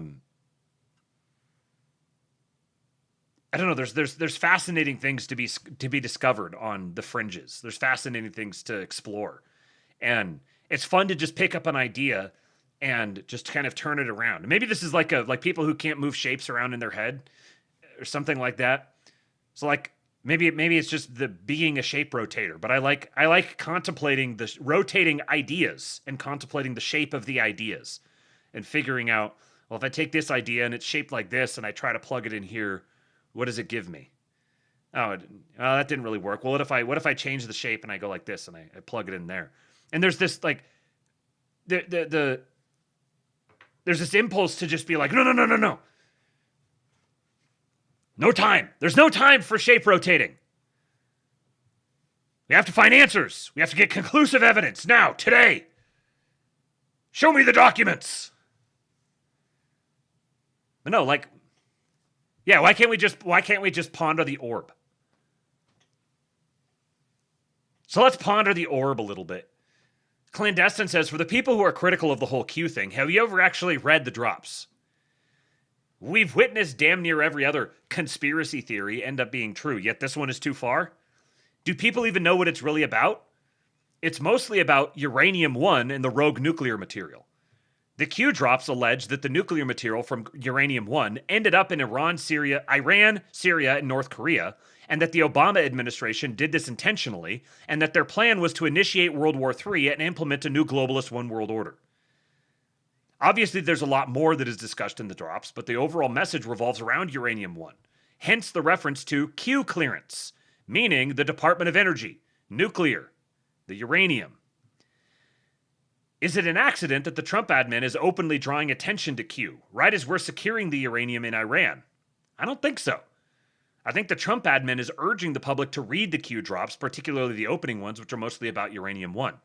I've been subtly injecting this narrative into the mainstream the entire time, planting the seeds for when this moment arrived. Where do you think I learned it all? And I think this is one of the most important takeaways. Like, I do think that that if you're going to take the really, like, we need to demonstrably prove everything perspective, then yeah, I think that, like, I think that there's a difference between the Q phenomenon and the people who have become decoders. You know, they try to decode everything, and then you actually get the, what's it called, pareidolia, where, I think that's what it is, pareidolia, is that the term? Where you're like seeing patterns that aren't there. And I think there's plenty of people who have totally spun off into no man's land with it, because they've held on to it too tight. They've gone too far into the schizo world, and they try to like develop a precise explanation for every single thing. And I think that's precisely the problem. You don't want to hold these things too tightly. But clearly there's something there. And there's kind of an irony to me that there's a lot of people who are like really wrapped around the axle about like the Epstein stuff, the like global pedophile ring thing, who also just totally brush off the Q thing. Because literally the only reason that you even know about this concept of global pedophile rings and Epstein and the Epstein list and Pizzagate and all this stuff is because of the Q phenomenon. There would be a couple of exceptions who are like, well, actually, I heard from Ryan Dawson, or yeah, nobody. I'm talking about the vast majority of the population. The reason the reason it's attained a staying power, the reason why it's emerged on the national stage like it has, that is because of Q. The idea of citizenship journalism is derivative from Q. Now, without the Q thing, would citizen journalists have emerged in the first place, which has led to, like, you could draw a straight line from Q to Nick Shirley documenting fraud in Minnesota. Now, if you hadn't had Q, would you have still wound up with Nick Shirley demonstrating fraud in North Dakota? Like, potentially, probably. But that is an alternate reality that didn't exist. The actual reality that existed was that virtually everything that dominates politics today, that is a matter of the hour, a top priority, the sorts of things everyone spends all their time obsessing and debating about, flow directly through the Q phenomenon. So when, thank you for the kicks, Pale Morning Dude. I don't know why they're not coming through. See, this is the thing that stops working. I get the other things to work, and then the kick ones don't come through. So we'll just consider there's $5 added to the goal here. For now, it seems that the actual total amount of the goal isn't going to matter all that much. We're not very close to not very close. We need to get that pink bar wrapped around there. Where are you at, Pay Piggies? We're at the 2-hour mark. No, there should still be a little time left to hit the goal. We've actually got two super chats toward the goal. I lowered the threshold of the goal on YouTube. Let's see if we could get one. So just $2 super chats on YouTube. We've got 2 thus far. 8 more, 8 minutes. I don't know. But please don't freeload. This is what I do for a living. I'm paying my bills this way. So if you like what you're hearing, if you don't like what you're hearing, you hate it, pay me and tell me that you hate it.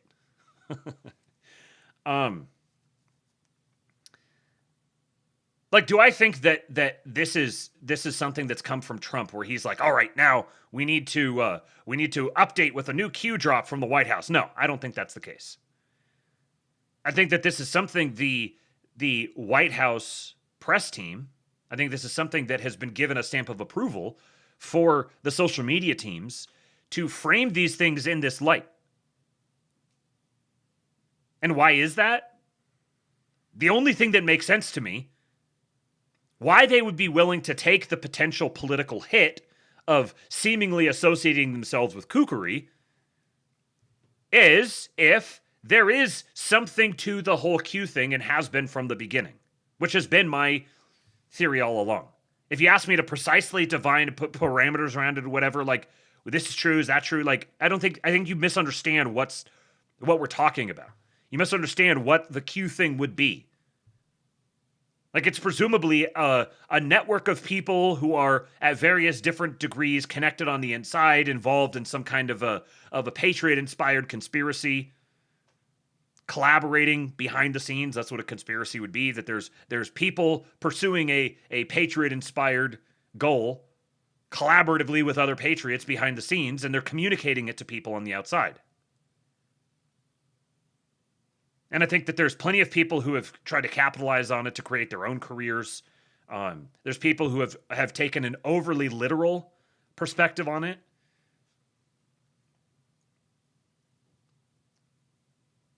So it's like a matter of formal lineage. I don't see these comms coming from the White House. I'm not personally interpreting these as like the exact same people involved in Q who are continuing their thing and signaling that the Q thing is still going. I see this as whatever the Q thing was an operation designed to get these sorts of things into the public consciousness and try to inspire people who are not necessarily in government to try to wrangle the weaponized autism to begin opening up the landscape, the conceptual landscape of potential for the people who are actually doing stuff to try to move into that landscape.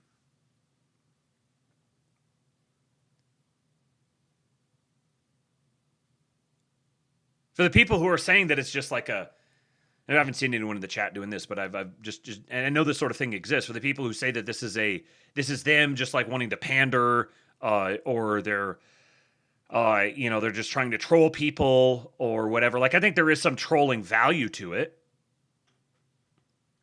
But also, I take this as an indication that there are patriots in control. In other words, people who are positioned in offices of influence who recognize truths that are contained within the history and the trajectory of all of the different Q drops and the narrative that it's telling about reality.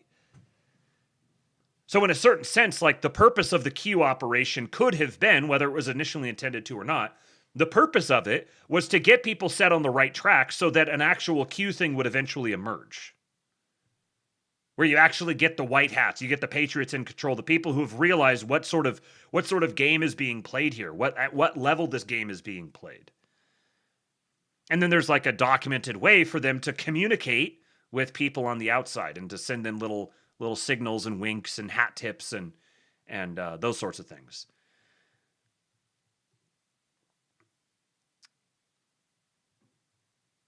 Let me see what you guys are saying in here.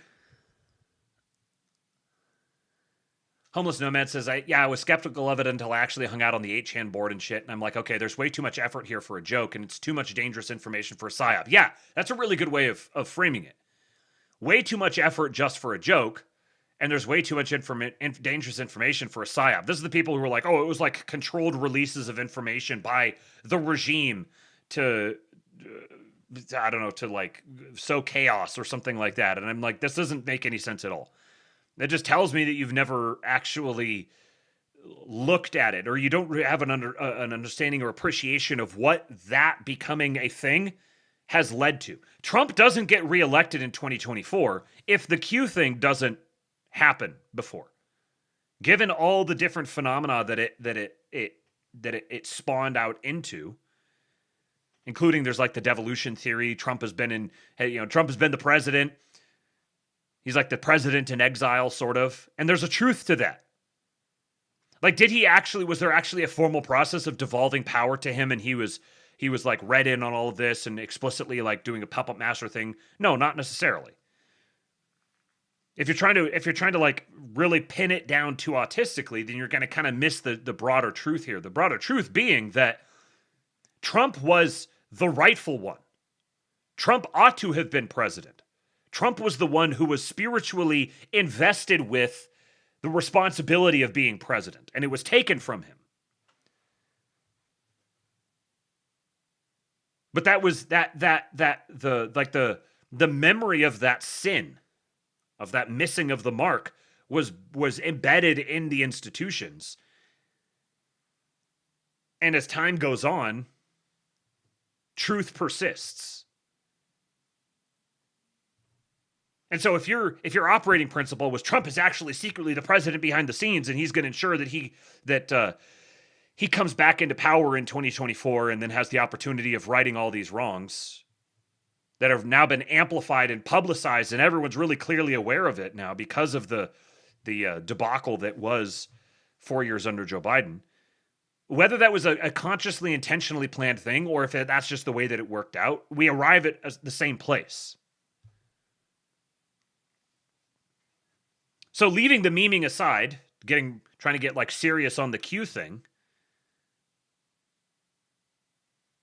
I think the right way to approach it is that it is truthy. It's not true.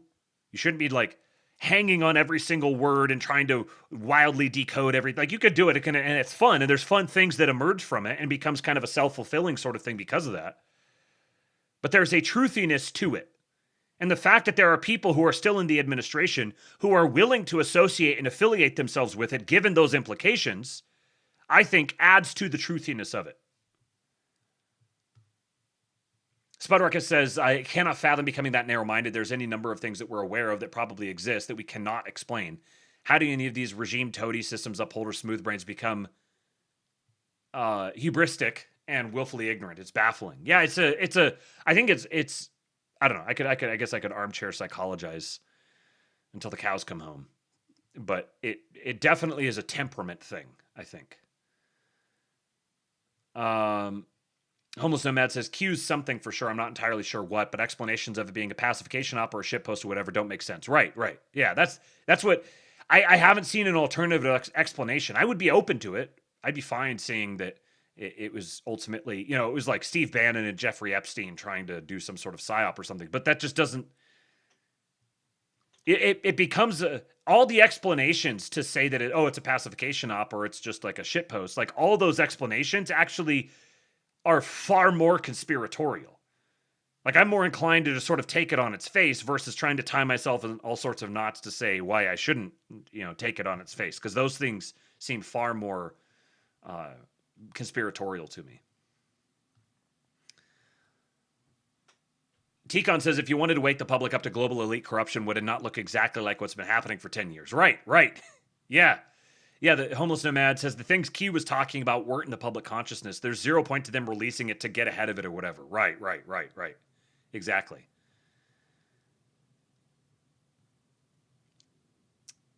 It first popped up on 4chan. 4chan, it was on the Dawn, on the Donald, rather, the subreddit, the Donald. And then it really emerged out into X. And frankly, like, I think there was a lot of truth to the origin story of Q, that there was like military intelligence people, there was disgruntled generals, there were, you could just say, like, powers that be who were kind of outside the limelight, who were very upset about how things were progressing, and they recruited Trump to run. Like, when he ran, he wasn't just sort of deciding on his own that he was going to run. He had lots of private conversations with people who gave him the stamp of approval and were like, yeah, we're going to work with you.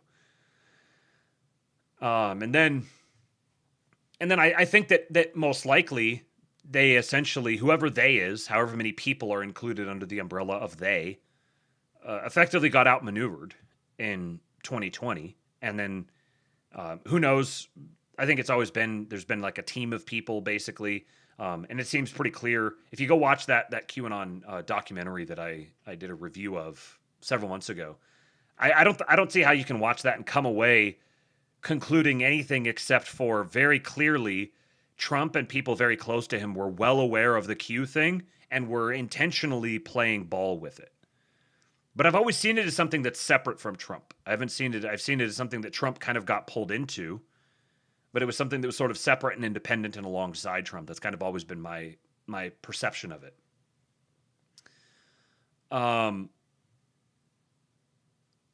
So, okay, there was a few other things here that I wanted to cover. So Trump brought up his uncle today. Here he is, Dr. John Trump, discussing Dr. Nikola Tesla's research. And I think that this is something that there is a longer, bigger story involving, I think, all of this stuff. Skunk Works and Nikola Tesla and Trump's connection to him.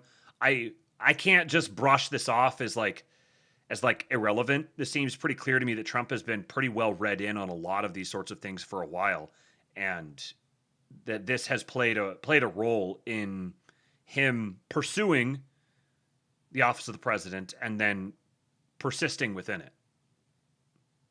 To Boston to find Dr. John Trump of the Massachusetts Institute of Technology.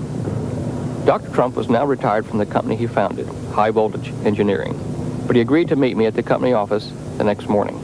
In the spring of 1943, Dr. Carl T. Compton, who was then president of MIT, asked me to go to New York and examine the effects of Nikola Tesla.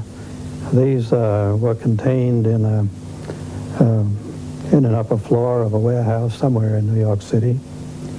And I spent a good deal of time examining one by one the papers, the books, and various other memorials that he had accumulated.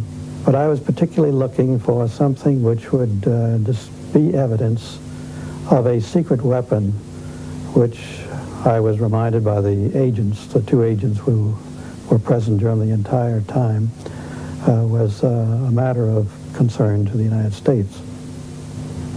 In the course of this, I did come across a number of letters directed at the upper echelon of the British Empire, that is, I think, to the King and Queen, or perhaps just to the King of England, and also to the Tsar of Russia, explaining that he was the inventor of a secret weapon which had rather remarkable properties.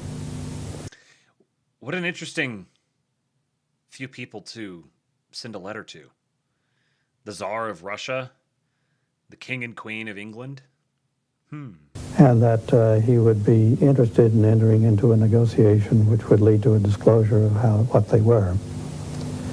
Of course, I spent a good deal of time looking through these papers, trying to find out what the nature of this secret weapon was. I think I had, although I don't remember it so very accurately, an idea of what its properties were. It had the capability of acting at a great distance, of being destructive to flying objects and things of that kind at a place which was remote from the source. But nowhere in his technical papers did I find anything which revealed an explanation of just how such a device could operate. Did you know that Nikola Tesla was the son of an Orthodox priest? That letter, Nikola Tesla is believed to have written a letter to the Russian Tsar, Nicholas II, in 1895. Following the devastating fire that destroyed his laboratory that same year, Tesla wrote to several world leaders. He proposed building a massive transmission tower in Siberia to provide wireless power across Eurasia, famously writing, quote, "Russia is the nerve center of future energy."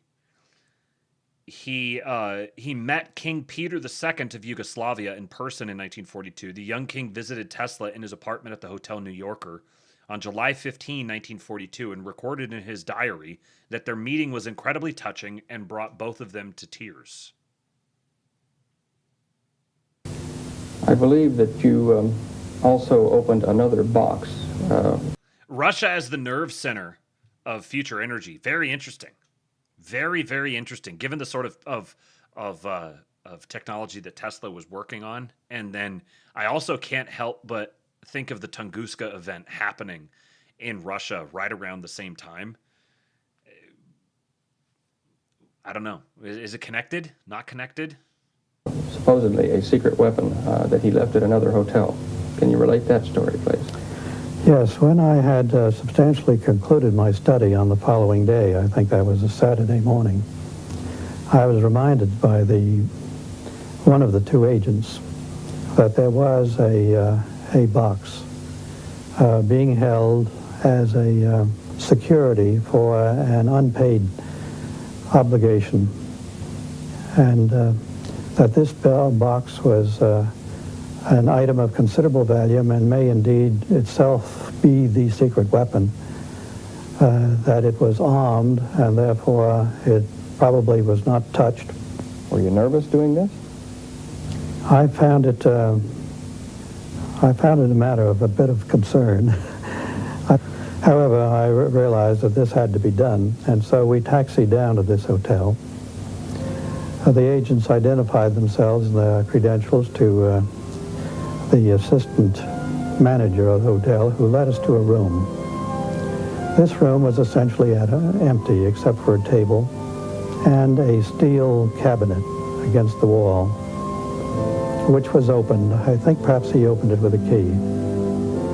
The cabinet itself was empty, except on one of the lower shelves was a package, a box, a rectangular box of ordinary size, which was wrapped in brown wrapping paper. It turned out to be a highly polished box with brass clasps, and it looked more like an instrument case. And after waiting a while and listening a while and remembering that it had been there for quite a few years, I think it had actually been there for about 5 years as a security, I opened it. It turned out to be a decade resistance box, manufactured by, I suspect, an American manufacturer, and something of value, but not great value, and certainly nothing ominous at all in its nature. So after Dr. Tesla had let the world know of his secret weapon, after he had written letters to the King of England and to the Tsar of Russia, offering them this weapon at a time when both were engaged against the Germans in World War II, no evidence or papers were found which referred to any such secret weapon. My report to Dr. Compton was that I saw no danger in releasing these papers and these relics to his heirs. Miss Musar had arrived too late to know who had opened Dr. Tesla's safe or what had been removed. And Dr. Trump had found nothing which he considered dangerous or a secret weapon. Tesla had been a naturalized American citizen for 54 years, so why were his papers seized by agents of the custodian of alien property?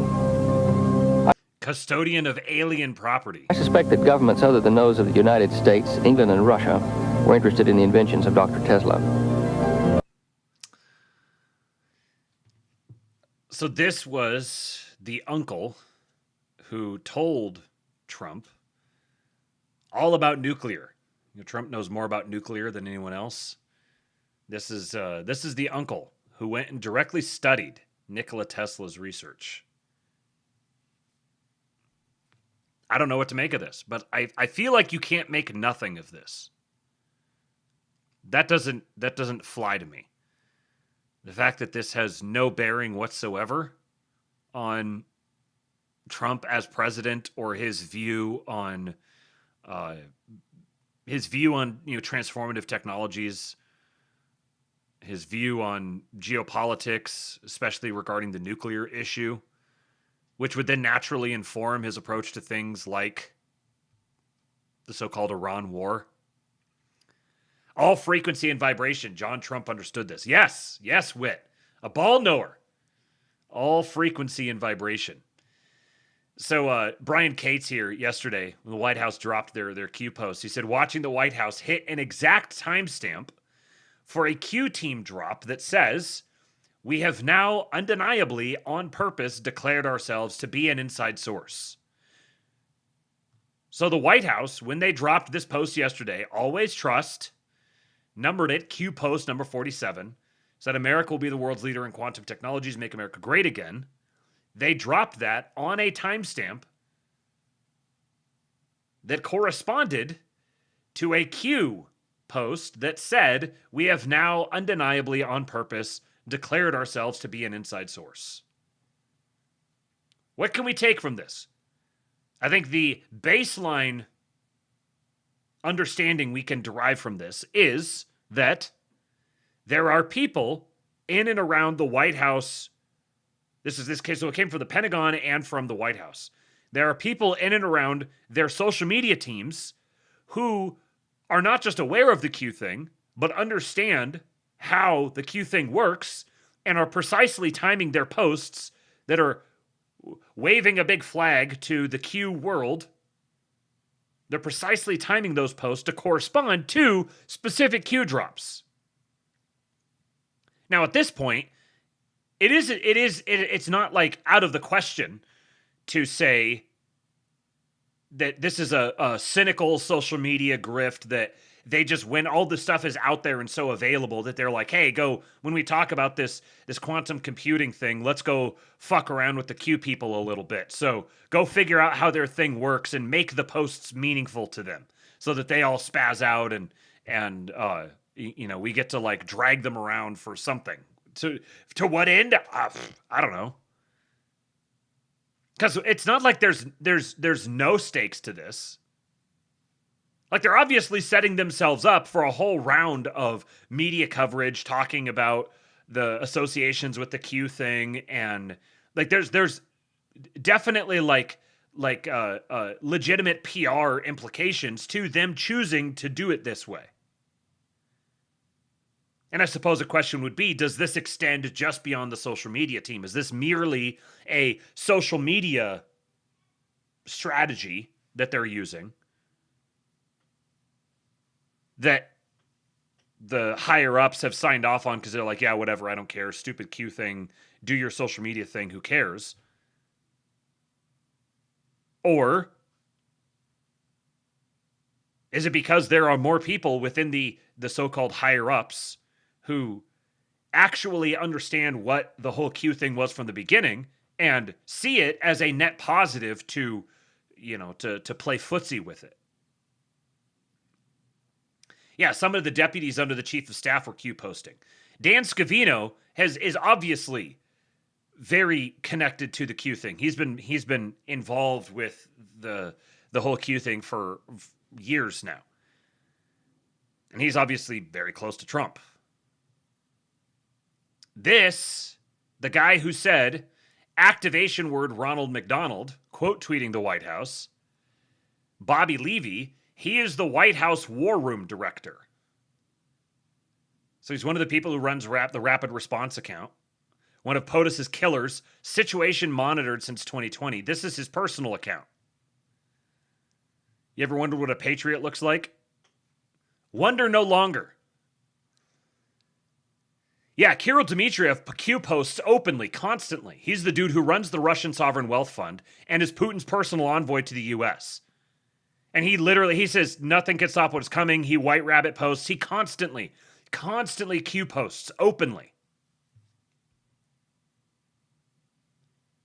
So, like, you can think that the Q post is nothing, but people who are actually walking the halls of power are engaging with it and amplifying it, speaking of it positively, encouraging people to become aware of it for some reason. And if you understand the narrative that the whole Q thing is promulgating, it seems very odd that there would be people out there who are still going out of their way to promulgate that narrative. So that White House Q post, remember the one where it said there was all the spaces in it? The White House Q post has a hidden character on line 48. Line 48.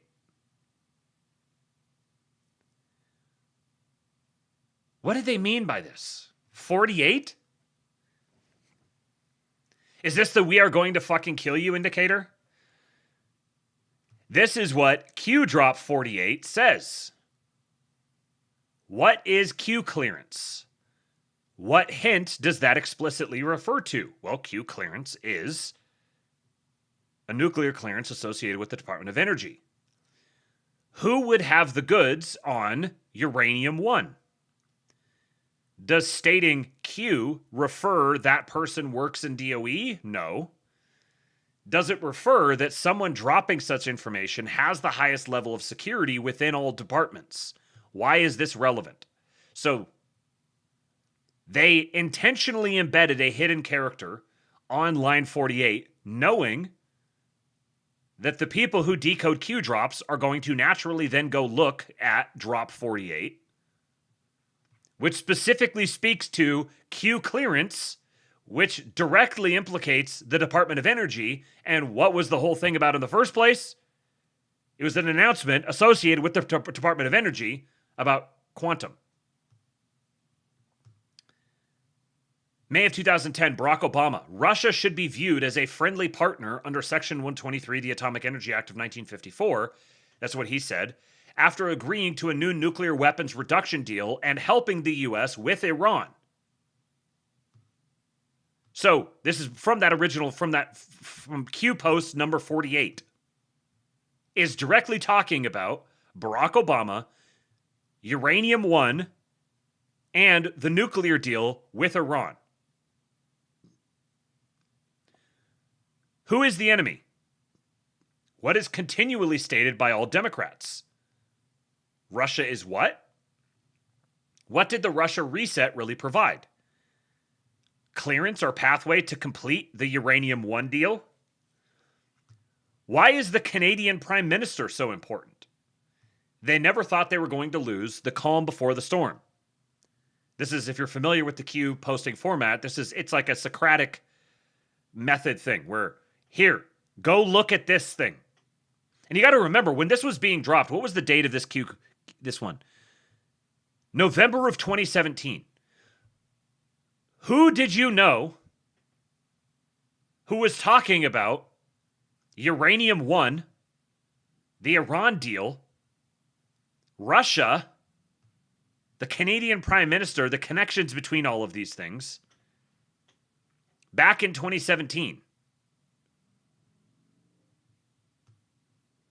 A lot of this stuff, it's kind of funny, like a lot of this stuff, a lot of the Q subject matter has become sort of mundane to a lot of people who don't realize, they don't appreciate that the whole reason that they actually are aware of these things is by and large because there were Q drops that said, go look at this thing, this seemingly disconnected variable, and connect it to this variable. Mongoloid. Is this where they reveal the Operation High Jump Laser Gravitic Weapons? Oh God, please. I hope so. That's a timeline I want to live in. Give me the Operation High Jump Laser Gravitic Weapons. The Goy Beam, they're calling it. So this post here specifically talking about uranium-1, a Q clearance with the Department of Energy, the connections to the Iran deal, the Russia reset, tied in with the Canadian Prime Minister. This is what whoever was making these Q posts, these were the sorts of things they wanted the, what do they call them? The digital warriors, the citizen journalists. These were the rabbit holes they were sending people down. Why?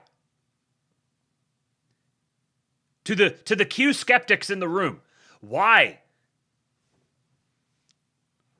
would they want to send people down these rabbit holes? Why would they want to connect these dots? Why would they want to tie in the connections between Epstein and human trafficking and uranium-1 and Iran?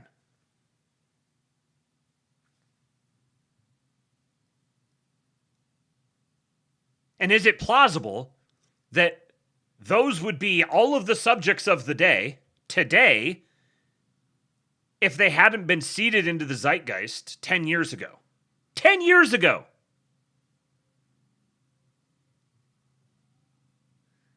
My wife says I have 47 gallons of raw milk this week. What could this mean? Boys, we're getting signs and portents everywhere. 47 gallons of raw milk this week. T-Con says no one knew anything about Epstein or McStain selling chemical weapons or Uranium One or Pizzagate before Q. Yes, Q is the reason those things got amplified to the point that they achieved like complete penetration of the public consciousness. Giggity. So just to make this completely abundantly clear, Brian Cates says autists are standing by. Brian Cates is an absolute patriot. Make sure you follow @DrawAndStrike on X. One of our greatest trusting posters. Superior B knows. Autists are standing by. So for those wondering about the actual characters in this post, so this is the post from the White House, where it said, White House will be Q-posting today. A whole bunch of spaces. At the bottom it said, and by Q we mean quantum, stay tuned. And there's this one, on line 48, there's this one odd discrepancy. And he says, concretely, of the 126 lines, 65 lines are VS15, then new line. The line's only content is the invisible VS15. 58 lines are empty, just a new line, nothing on the line. One line has VS15 space VS15, then new line. On 2 lines, the actual visible text, first and last lines. So, this is a visual chart of how it actually exists with line numbers. I tried to understand this. I went back and forth with Grok, trying to grok what this meant. The important takeaway from this is there's no possible way that this was accidental. The only way that you would get this little discrepancy here on line 48 is if the person who made the post formatted the post intentionally to reveal that little discrepancy on line 48. And if somebody knows anything about the Q decoders, the completely insane ones included, they would know that that's something that would be picked up on. All of the Q decoders have been well primed to search for funny little signals, little information nuggets like that. Crumbs, they call them. Now, John Solomon from Just the News is a guy who has seemed in the past to have good, reliable sources close to the administration. He has given strong signals about forthcoming stuff, particularly from Tulsi Gabbard. He seems to be someone who has connections in or around Tulsi Gabbard. So he's dropped lots of good information. He's well-connected journalist. He hasn't always been like 100% reliable. And when he starts giving his opinion about things, it seems a little bit worse. But he is one of these journalists who has existed sort of on the fringe, but obviously is well-connected. This is a story that he told, I think it was a couple of years ago. And I'm playing this now because there's something relevant that I'll share after this. Perhaps the most profound moment of the last decade of my career occurred in March of 17. I had just done a story that got Sean Hannity's attention, so I was on Fox News. It was about a rapid rise in unmaskings, where Americans' intelligence is looked at, even though there's no warrant. They unmask your name, and they know what you said to someone overseas, and they don't get a warrant for it. What's that? FISA? A FISA reference? Something else that has been very prominently in the narrative lately regarding Bill Pulte. And it had gone up like 200-300% in the last year of Barack Obama, which is very odd. It was odd to the FISA court. That's why they put the data out. They were concerned that this is a trend. I just thought it was a good civil liberties story, so I wrote it. And at that point, I had been repeatedly told that don't waste your time on Russia collusion. It's going nowhere. And by the way, from some of the most senior leaders of the FBI and the Justice Department, the very people who might also have gone out and told us there was something there when there wasn't. But they were telling me it wasn't. Got home about 10:45, 11 o'clock at night. My wife's already in bed. I pull in the driveway, and there's a blue sedan sitting in front of my mailbox with its yellow fog lights on. And I pull in the driveway, and these 2 GI men get out of their car. It's about 11 o'clock at night. And as I'm getting out of my car, say, "Are you Mr. Solomon?" I'm like, "I don't know. Am I being arrested? What's going on?" They get throw cuffs on me. Did I break some classified secret I shouldn't today? And they're like, "You don't know who we are. We can't tell you who we are, but you're at the tip of a very large iceberg, and we hope you drill into it. And I'm like, what in God's name are you guys talking about? Well, that thing you were reporting on television tonight, yeah, it's a FISA court filing. It is the apex of a very large scandal, and you need to drill down in it. Yeah, good point, Sapir B. This was before the Q drop started. So this was earlier in 2017, before the actual Q. The Q drop started, I want to say it was September or October of 2017. This was before that. This is before QAnon and any of that. So technically there's Q, and then there's the Anons, which is the posters, and people turned that into, they called it QAnon, but there's Q and there's Anons, and then there's Q+. You guys can go find out what Q+ is if you would like. And all right, walk me through this, guy. Well, we can't tell you. It's all classified. Okay, that's not very helpful. Can you give me something of more generic description? Yeah, we work in the intelligence community, and our agencies were asked to participate in one of the greatest political dirty tricks in history. And if it isn't stopped, and one day when it is uncovered, we will lose the tools that keep you and I safe at night. We won't be able to find terrorists, and we won't find spies, because these tools will be taken from us because we abused them in the last couple of years. And like, holy mackerel, what's going on here? And so they couldn't give me much more detail, but they inspired me to start wondering about whether I was missing something big. And I got home by that time, and there were 20 minutes. It was about 11:20 at night. From 11:20 at night to 2 in the morning, I wrote a long email to my then work sister, Sarah Carter, who was just a fantastic reporter, now the drug czar for President Trump. And I just tried to remember everything they told me. Like, Sarah, I don't know what the hell these guys are trying to tell us, but tomorrow morning, let's wake up and find out. And that sent us on our journey. Sarah Carter. So, this was his connection to some guys who, GI guys, he described them as. Prior to the whole Q thing becoming a thing, they said, hey, the FISA, there was tons of bad stuff that happened with the FISA issue. There's a huge scandal here. You need to drill down on it. And so right at the time that there's this whole rigmarole going on with Trump and the FISA courts and Bill Pulte and firing a bunch of people from DNI and Tulsi Gabbard releasing the data on Anthony Fauci, and there's lots of rumblings coming up that there are election malfeasance declassifications coming very soon. And there's Iranian negotiations going on regarding their nuclear enrichment, which has a direct tie-in to Uranium-1. And suddenly you have Hillary Clinton with her own connections to Uranium-1 coming out and suddenly like lauding the Trump administration's behavior on some of this stuff. Why is that? Oh yeah, and the biolabs in Ukraine. What do all these things have in common? Perhaps it is just a gigantic coincidence. I'm not that big of a conspiracy theorist to just write all these things off as random coincidence.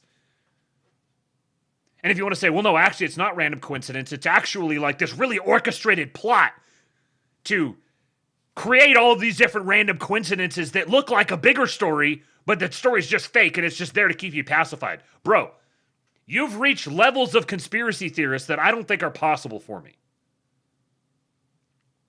I would love to sit in on those Zoom calls where the puppet masters are coordinating this whole thing to look like both an actual plan and a big psyop all at the same time.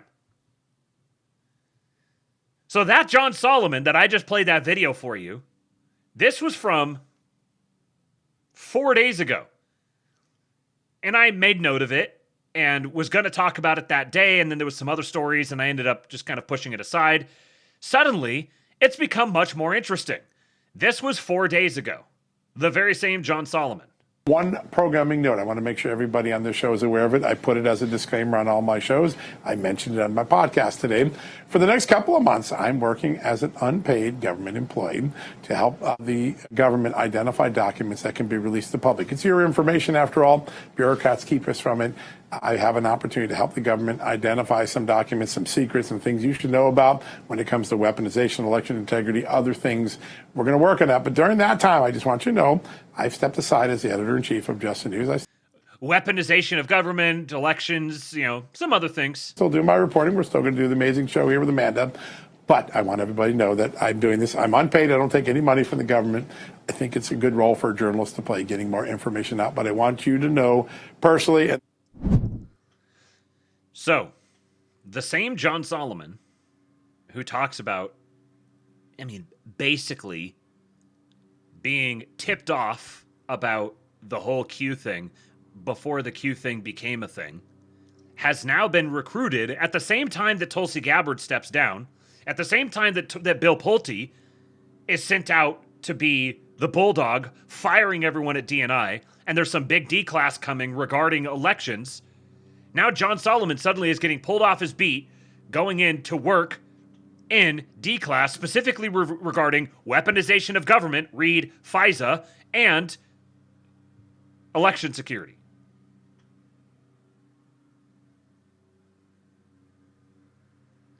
What does it mean?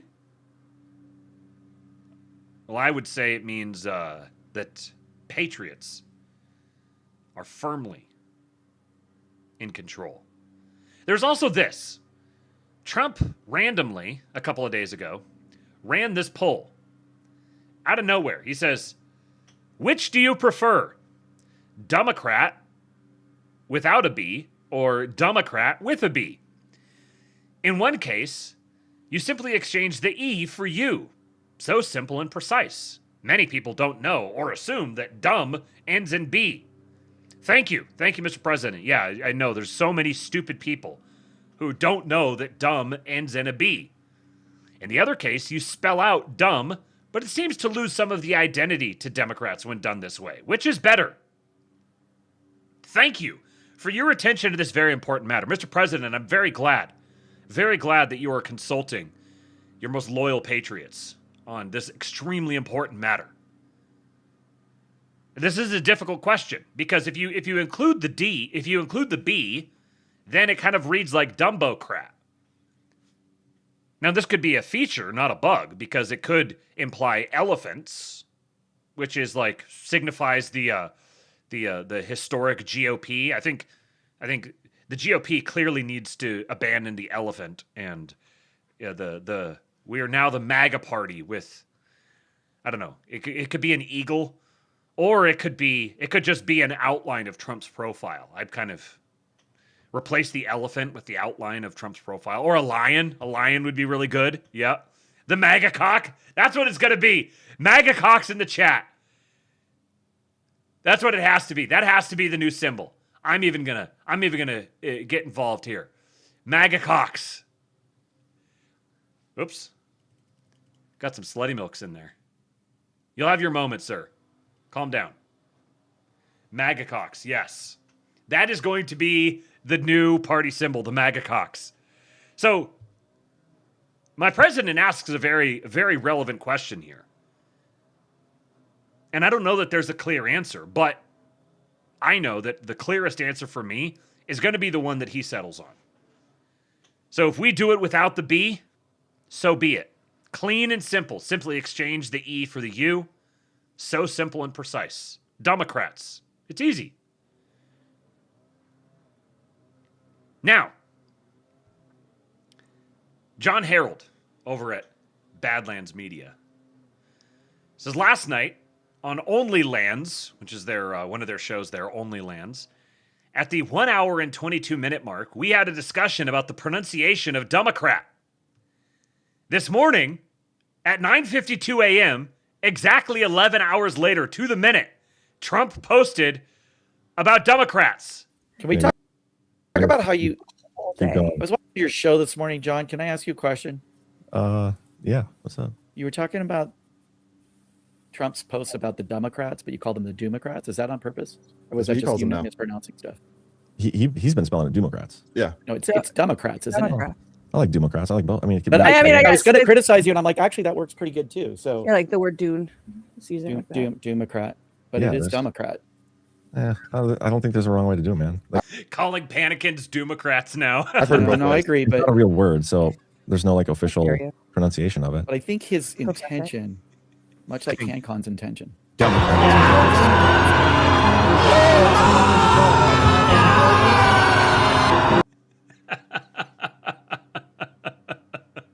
The Democrats. That's so good. I mean, I think I've actually heard him say Democrats. Maybe you're supposed to decode which way he means it, given the context of the sentence and the date it falls on. I mean, frankly, meanings are real. This woman knows her shit. Superior B says, spelling matters, folks. Check the drops. That's right. Spelling matters. 2 days before or a month and a half afterwards. You got to decode the drops. Meanings are definitely in play here. So, he says, probably just a coincidence. Everyone knows the 11-hour delta is the most important. This is an undeniable Badlands boop, friends. Past proves future. Trump is signaling we're now in the 11th hour. If you know, you know. No one can stop what is coming. Now, he's trolling here, but he's also correct. This is actually exactly what happened. They talked about the spelling of it, and then exactly 11 hours later, Trump posted about it. Now, as far as I'm aware, 11 hours, 11 is not an important delta, but I do love the idea that Trump is just hanging out in the Oval Office. He's like Melania's getting ready, and he's like laying back on the bed, sitting there watching Badlands Media talking about the spelling. He's like, man, this is important. The people need to know. We need to do a poll about this. He's like asking Melania about it, and she's like, Donald, I do not care. Melania, it's important. We need to know. 11-hour delta. The emoji.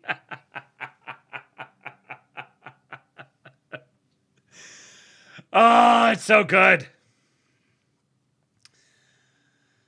All right, well, that is everything that I'd lined up for the main part of the show today.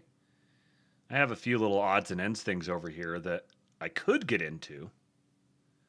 However, I know that Mrs. Kingpilled will not be happy about me streaming for free. What do you guys think? Is there more blood to be wrung out of this stone, or do I just save these things for tomorrow? I've got a video from Benny Johnson. Tucker Carlson just made a massive 2028 announcement. The video kind of entertained me. I've also got, speaking of Badlands Media, Burning Bright is an account that we've appreciated in the past here on the Astrolabe. And he's got a Substack post, Total Victory, How Trump Waged a Fake War in Order to Stop a Real One. It's a long, long Substack post, but it's quite good. Of course, there's the Why We Were Told to Hate Nickelback video. But maybe I just need to hold off. I think I need to make sure I have some stuff available to do a show tomorrow, so I'm not starting from scratch. So I can get started a little earlier tomorrow. Just checking to see if there were any messages here. And nope. So I do think that perhaps tomorrow I will just have some pre-populated content. It is kind of late. I got to get to bed before too long, and I got to go pick my sister up from work. Let me just check. Sorry, we had to cancel your Walmart order. Well, there you go, Amy. Your mason jar, half-gallon mason jar decanter sort of thing that I bought for you. Walmart didn't deliver it and then canceled it. So we'll have to come up with a different solution for that. Let's see. Yeah, nothing else catching my attention here. So I do believe that we'll be wrapping. Superior B says tomorrow's Wednesday. Yes, but I will be out on Thursday. I guess I'll say that again here for those who came in late. There will be no show on Thursday because I will be in Fort Worth. And hit me up if you want to be in the Fort Worth area.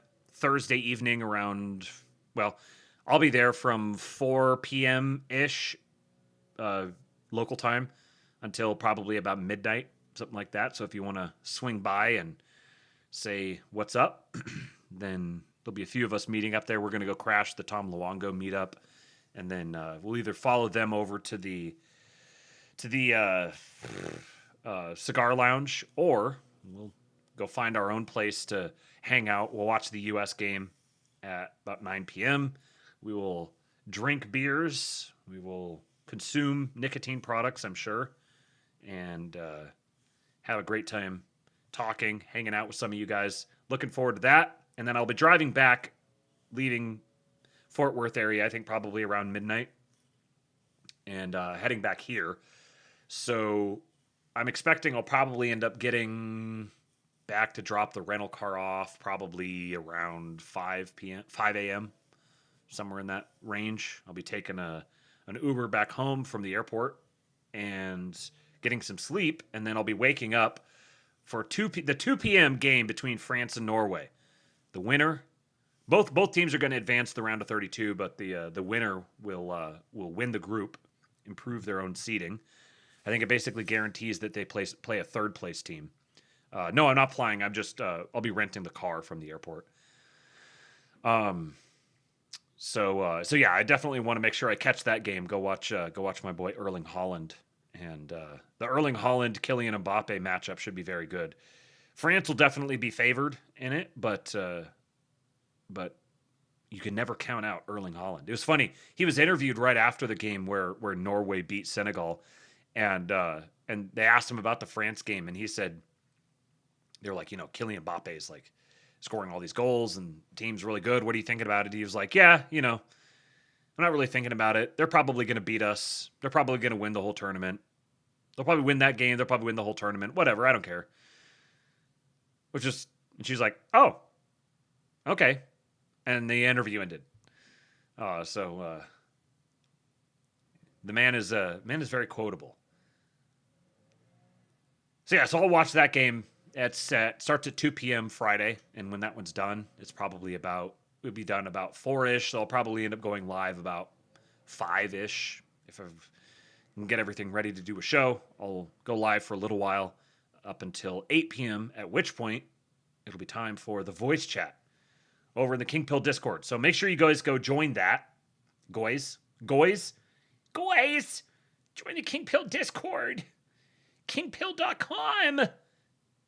Come hang out with us. Join the voice chat on Friday night. Kingpill.com. Slutty Mook says, join the Discord, guys.